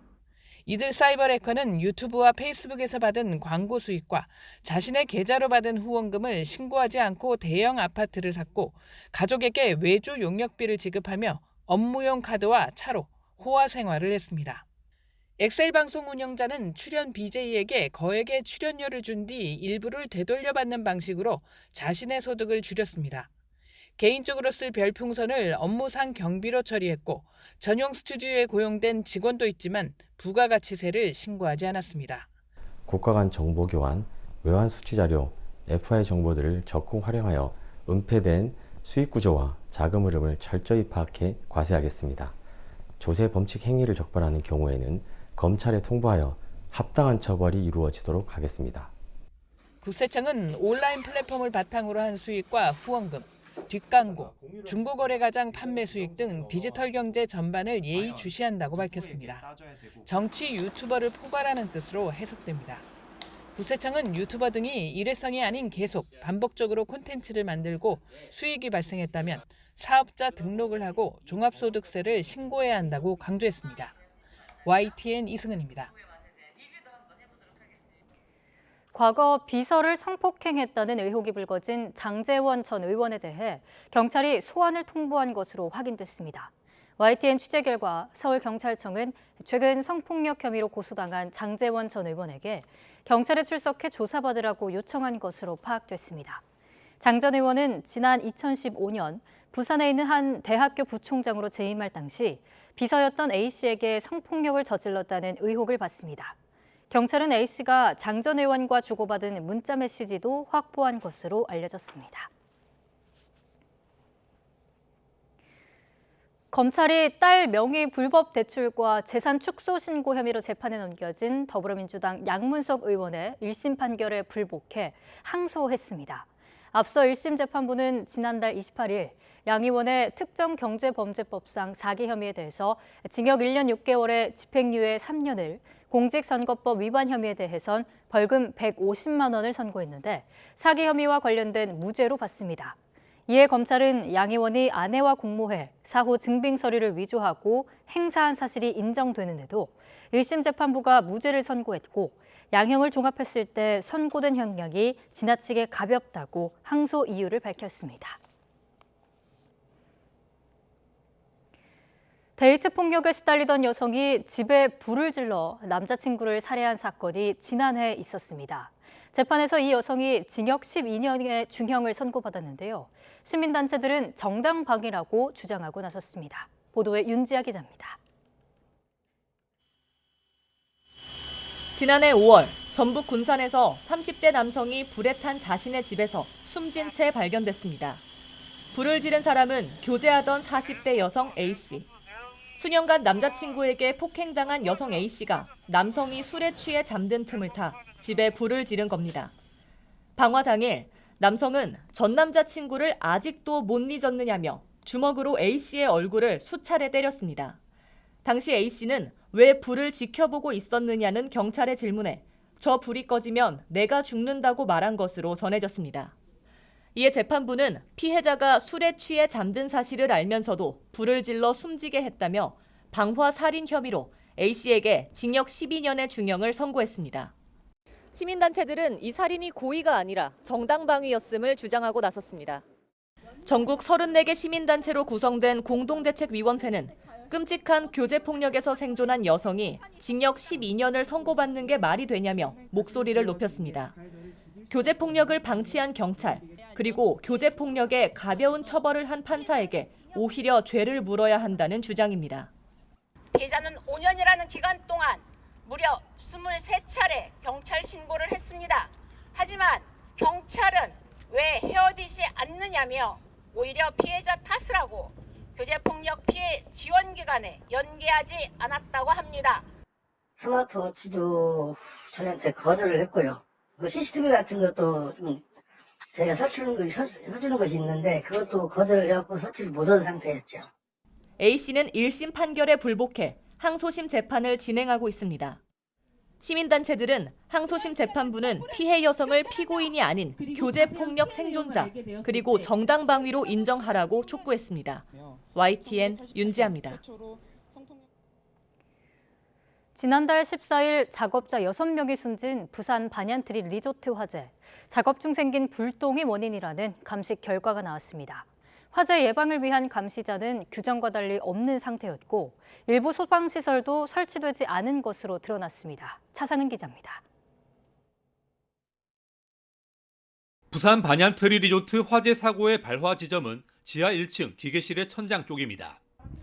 국과수 감식 결과 바로 위쪽인 지상 1층에서 화기를 사용한 작업 중에 생긴 불똥이 이번 사고의 원인으로 드러났습니다. 지상 1층 피터실에서 작업에서 발생한 불똥 등에 의해서 지하 1층 수처리 기계실 상단부 배관의 보온재에 최초 매개되어 발화된 것이 확인되었다고. 용접 중에 나온 불똥이라는 추측이 나오고 있지만 경찰은 구체적으로 어떤 작업인지는 수사 중이라는 이유로 공개하지 않았습니다. 사고 당시 현장에는 화재 사고를 예방하기 위한 화재 감시자도 없었던 것으로 확인됐습니다. 산업안전보건법에 따라 해당 현장에는 반드시 배치됐어야 하지만 없는 상태였습니다. 설계 도면과 달리 소방시설이 제대로 설치되지 않은 사실도 드러났습니다. 경찰이 지상 1층과 지하 1층 발화 지점 주변을 조사한 결과 화재 감지기와 통로 유도 등 시각 경보기 등이 없었습니다. 건축물의 사용 승인을 받기 위해선 소방시설 설치가 필수적이지만 확인도 없이 승인이 난 겁니다. 경찰은 인허가 절차에 문제가 있었는지 확인하기 위해 추가 압수수색을 진행하고 수사 대상자를 추리고 있습니다. 한편 화재 현장 주변의 스프링클러는 겉으로는 터진 것으로 파악됐지만 방화수가 뿜어져 나와 제 역할을 했는지는 확인되지 않았습니다. YTN 차상입니다.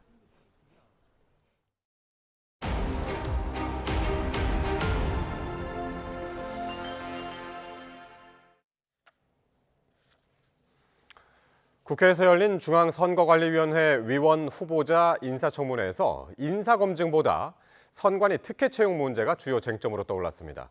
여당은 특별감사관법을 발의하고 채용 과정을 철저하게 검증한다는 계획인데 이에 야당은 채용 비리 의혹을 부정선거론과 결부시키면 안 된다고 선을 그었습니다. 황보혜경 기자의 보도입니다. 서울고등법원장인 김대웅 중앙선관위위원 후보자의 인사청문회가 열렸습니다. 앞서 6차례 위장전입 문제가 논란이 됐던 만큼 후보자 자질 검증이 청문회의 주 목적이었지만 위장전입 문제나 다운계약서 등 작성 문제 등도 우리 후보자도 예외가 아니더라고요. 말씀하신 그런 부분에 있어서는 잘못한 게 명백하고요. 거기에 대해서는 어떤 변명도 할 수 없고. 정작 청문회장 최대 쟁점은 선관위 채용 비리 문제와 부정선거 의혹이었습니다. 일단 채용 비리 문제가 제일 크다고 생각을 하고 있습니다. 부정투표가 가능합니까? 그렇지 않다고 생각을 합니다. 아빠 찬스, 가족회사 논란에 연이틀 고개를 숙였던 선관위는 특혜 채용 당사자 10명을 직무에서 배제했습니다. 다만 현행법상 징계를 내리긴 어려운 상황에 여야 의원들의 질타가 잇따랐습니다. 한 명만 그 법 이후에 채용된 사람이고 9명은 지금 그 이전에 채용된 상황입니다. 거기까지밖에 들을 수가 없겠네요. 예, 안타깝고요.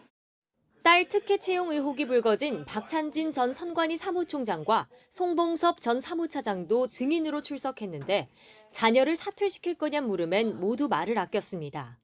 자진 사퇴시킬 의향이 있으십니까 없으십니까? 그럼 본인의 의사... 저러니까요. 따님 사직서 내게 해줄 겁니까? 제가 결정한 문제는 본인 의사... 국민의힘은 선관위 사태를 제2의 조국 사태에 비유하며 친인척 특혜 채용 비리를 감찰하는 특별감사관법을 당론으로 발의했습니다. 민주당도 선관위 채용 비리 척결엔 여야가 따로 없다는 입장이지만 특혜 채용이 부정선거 의혹의 근거가 돼선 안 된다는 점을 거듭 강조했습니다. 선관위는 법적 절차를 준수하는 선에서 특혜 대상자들에게 적용할 후속 대책을 내놓는다는 입장입니다. 여야 모두 조기 대선 가능성을 염두에 두고 특히 공정 이슈에 민감한 2030 세대 여론을 주시하고 있다는 분석도 나옵니다. YTN 황보혜경입니다. 여야 차기 대권 주자들 사이에서는 개헌론이 분출하고 있습니다. 오늘 국회에서 열린 개헌 토론회에는 이재명 민주당 대표를 제외한 여야 잠룡들이 나란히 참석했습니다. 박정현 기자입니다. 여야 대권 주자들이 총집결한 가운데 열린 국회 개헌 토론회. 민주당 이재명 대표를 향한 성토가 쏟아졌습니다. 오세훈 서울시장은 여야가 함께 국민개헌연합을 발족하자고 제안했습니다. 개헌 논의에 미온적인 이 대표를 압박할 카드가 있어야 한다는 겁니다. 이재명 대표께서 별로 이 개헌안에 대해서 개헌 추진에 대해서 관심을 표하지 않고 계시는데 조금 압박을 하는 의미에서 가칭 국민 개헌 연합이라는 걸 여야를 초월해서 한번 안철수 의원도 제왕적 대통령제를 비롯해 현행 헌법 체제 문제를 조목조목 지적하며 개헌 필요성을 역설했습니다. 그 87 체제 하에서 감옥에 간 대통령이 무려 5분이십니다. 이 말은 사람이 문제가 아니라 제도가 문제다. 야권 비명계 잠룡인 김두관 전 의원도 이 대표를 직접 거론하며 개헌 논의에 화답하라고 요구했고 김부겸 전 총리도 참석해 개헌론에 힘을 보탰습니다. 우리 후배들한테 이런 나라 이 꼴로 넘겨주고 간다는 건 전 도리가 아닌 것 같습니다. 이번에 해낼 수 있습니다. 민심이 그렇게 몰아갈 수 있을 것 같습니다. 다만 한동훈 전 대표도 대학생 간담회 자리에서 차기 리더는 개헌을 통해 본인 임기를 단축하겠다는 희생을 보여야 한다며 재차 이 대표를 정조준했습니다. 사실상 이 대표를 제외한 여야 대부분 대권 주자들이 개헌론을 띄우며 전방위적 포위에 나선 모습인데 현재 유력 주자인 이 대표를 견제하는 데 서로 간 이해가 맞아떨어졌다는 분석도 나옵니다. 우선 이 대표는 여전히 지금은 개헌을 이야기할 때가 아니란 입장을 유지하고 있습니다. 하지만 윤 대통령 탄핵 심판 절차가 막바지에 다다른 상황에서 여권과 비명계가 계속 개헌의 목소리를 높인다면 이 대표도 마냥 외면하기만은 어려워질 수 있다는 관측도 나옵니다. YTN 박정현입니다.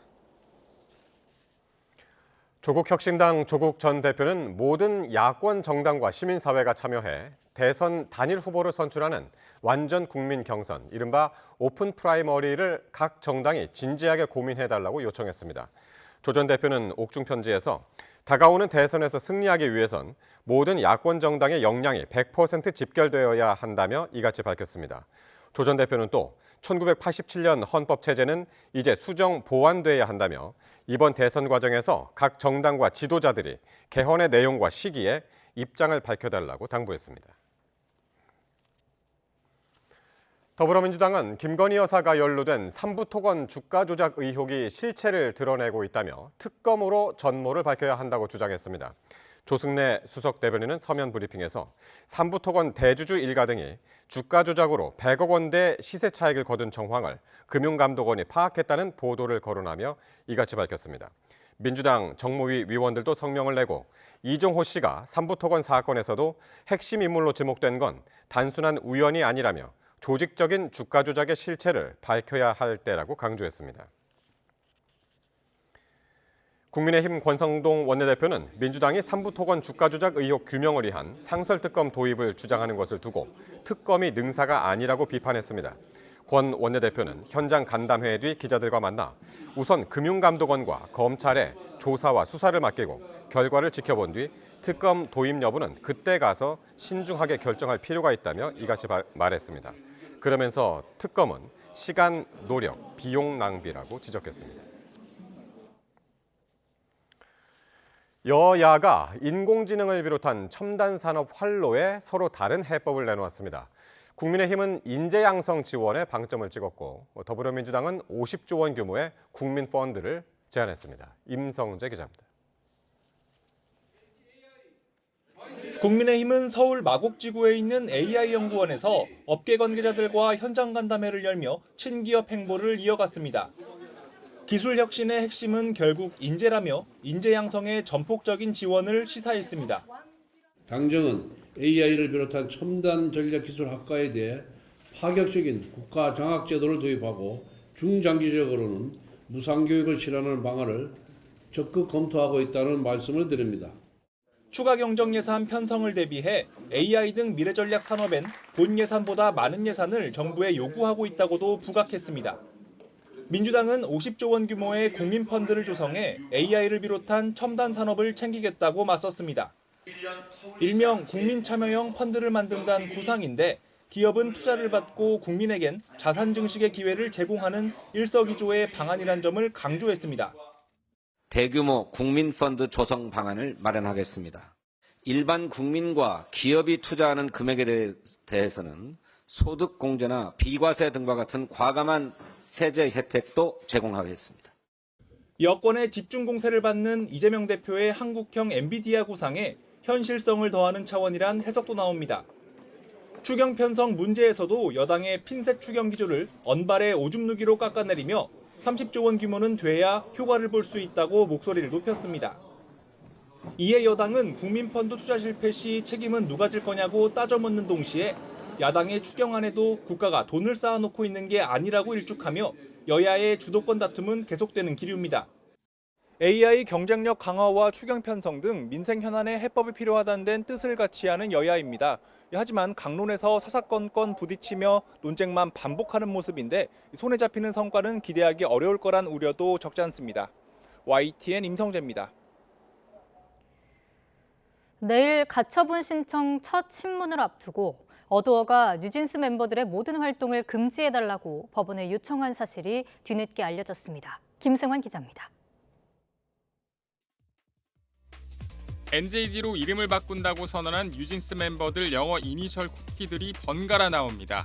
오는 23일 새 앨범 발표를 예고한 멤버들이 NJG 계정에 올린 영상입니다.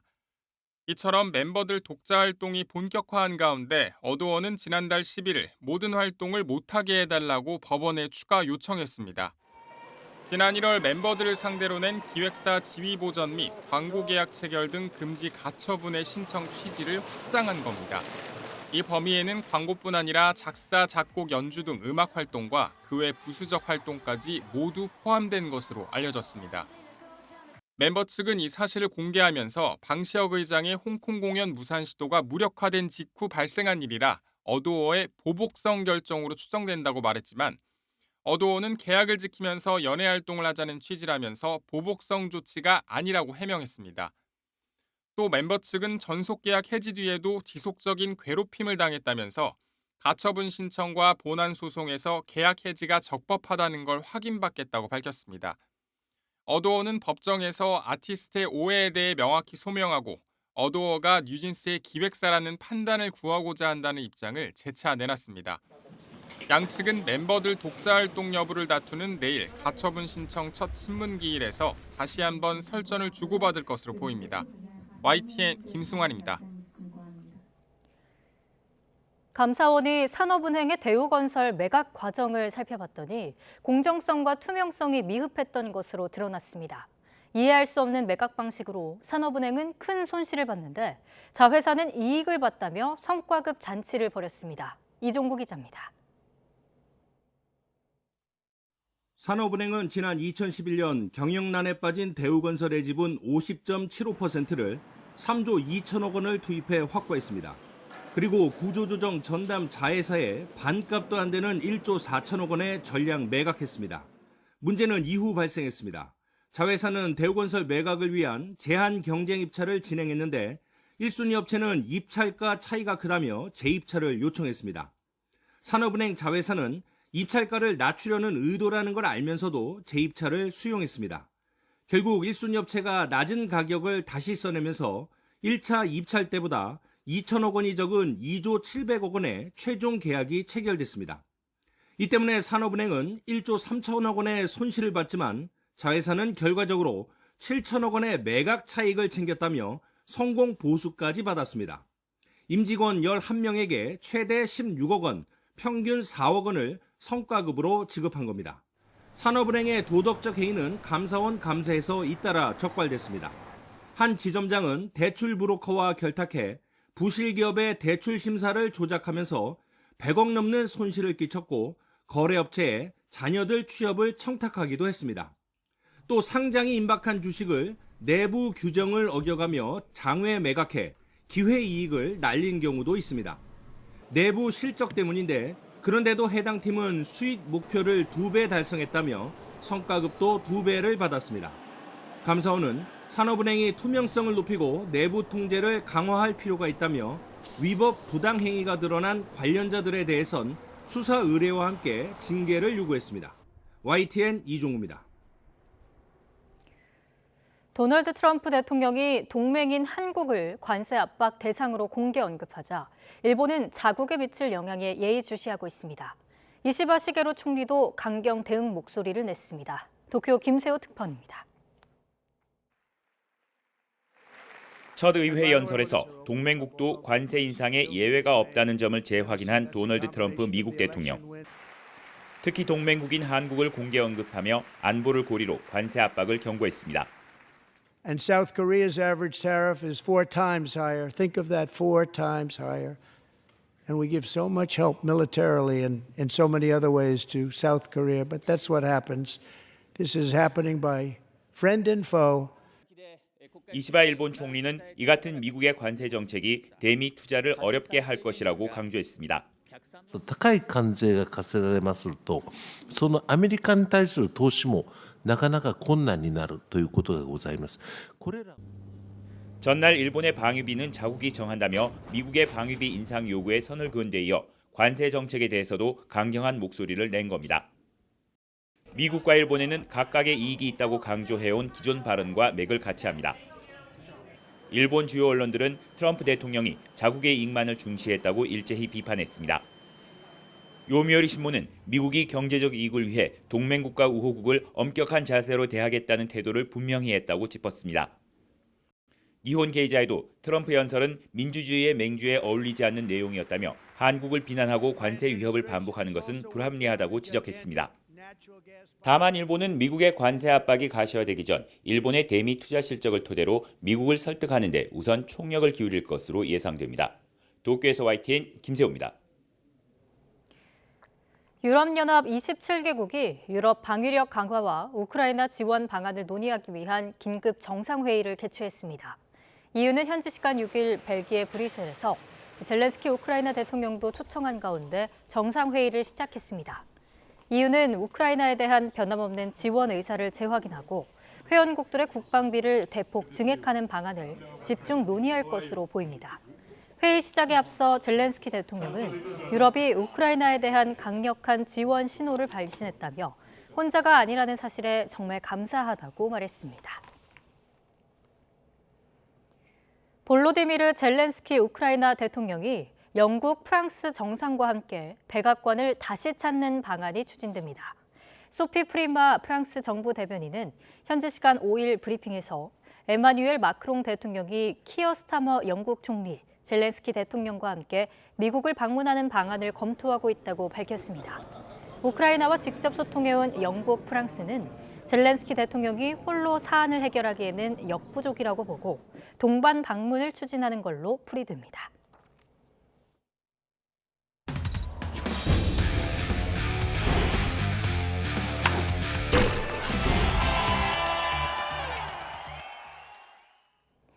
프로야구 한화의 홈구장으로 새롭게 문을 연 대전 한화생명 볼파크의 가장 큰 특징은 우측 담장에 세워진 일명 몬스터월인데요. 경기엔 어떤 영향을 끼치고 또 팬들에겐 어떤 재미를 줄까요? 이경재 기자가 취재했습니다. 대전 한화생명 볼파크는 국내 최초의 좌우 비대칭 구장입니다. 왼쪽 폴까지는 99m, 오른쪽은 95m. 거리가 짧은 오른쪽 펜스 앞엔 8m 높이의 몬스터 월이 설치됐습니다. 이런 설계 출발은 홈팬들을 위한 팬 친화 목적이었습니다. 불펜을 홈 쪽에다가 다 몰아놓자. 1층과 2층으로. 1, 2층으로 하다 보니까 높이가 자연스럽게 높아졌고 높아지다 보니까 앞으로 당길 수밖에 없는 상황이.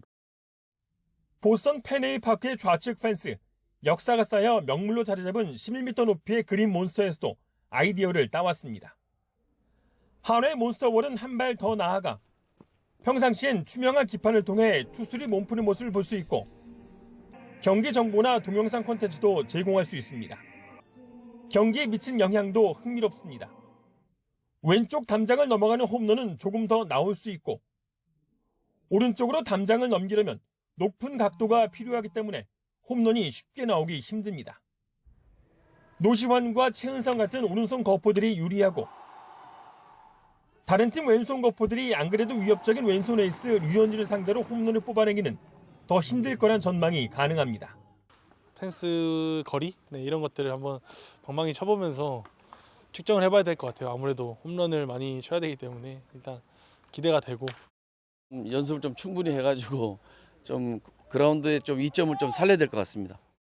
삼성은 라이온즈 파크의 펜스를 곡선이 아닌 직선으로 만들어 지난 시즌 팀 홈런 1위에 오르는 등 재미를 톡톡히 보고 있습니다. 한화의 새 홈구장이 경기와 팬들에게 어떤 영향을 미칠지 올 시즌 관심 있게 지켜볼 대목입니다.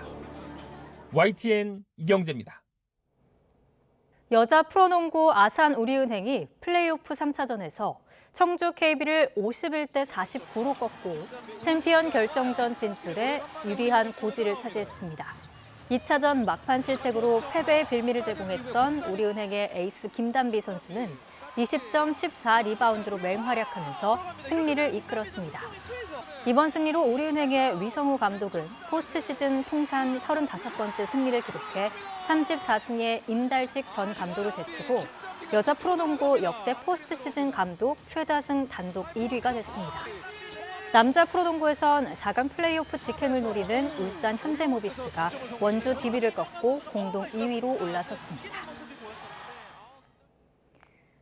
프로배구 여자부 현대건설이 25점을 기록한 정지훈 선수의 활약 속에 흥국생명을 3대 1로 누르고 4연패에서 벗어났습니다. 연패에서 탈출한 현대건설은 19승 14패를 기록해 2위 정관장과 승점이 같아졌지만 승수에서 뒤져 2위 탈환에는 실패했습니다. 남자 경기에선 최하위 OK저축은행이 2위 싸움으로 갈 길 바쁜 대한항공을 3대 1로 누르면서 6연패의 부진을 끊었습니다.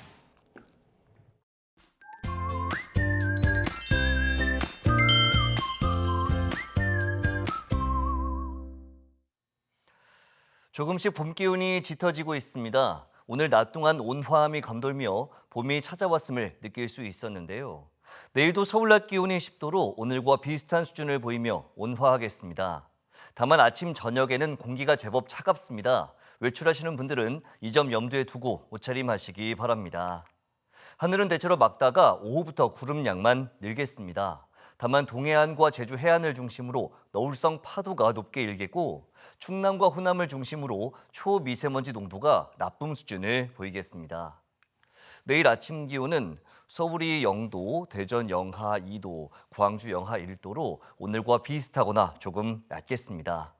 낮 기온은 서울이 10도, 광주 12도, 대구 11도로 오늘과 비슷하거나 조금 높겠습니다. 기온이 오름세를 보이면서 다음 주에는 예년보다 더 포근해지겠습니다. 다만 계속해서 일교차가 크게 나겠고 주말에는 제주도와 호남을 중심으로 다음 주 초반에는 제주도와 남해안을 중심으로 비가 내릴 전망입니다. 날씨 정보였습니다. 이상으로 뉴스나이트 마칩니다. 함께해 주신 여러분 고맙습니다.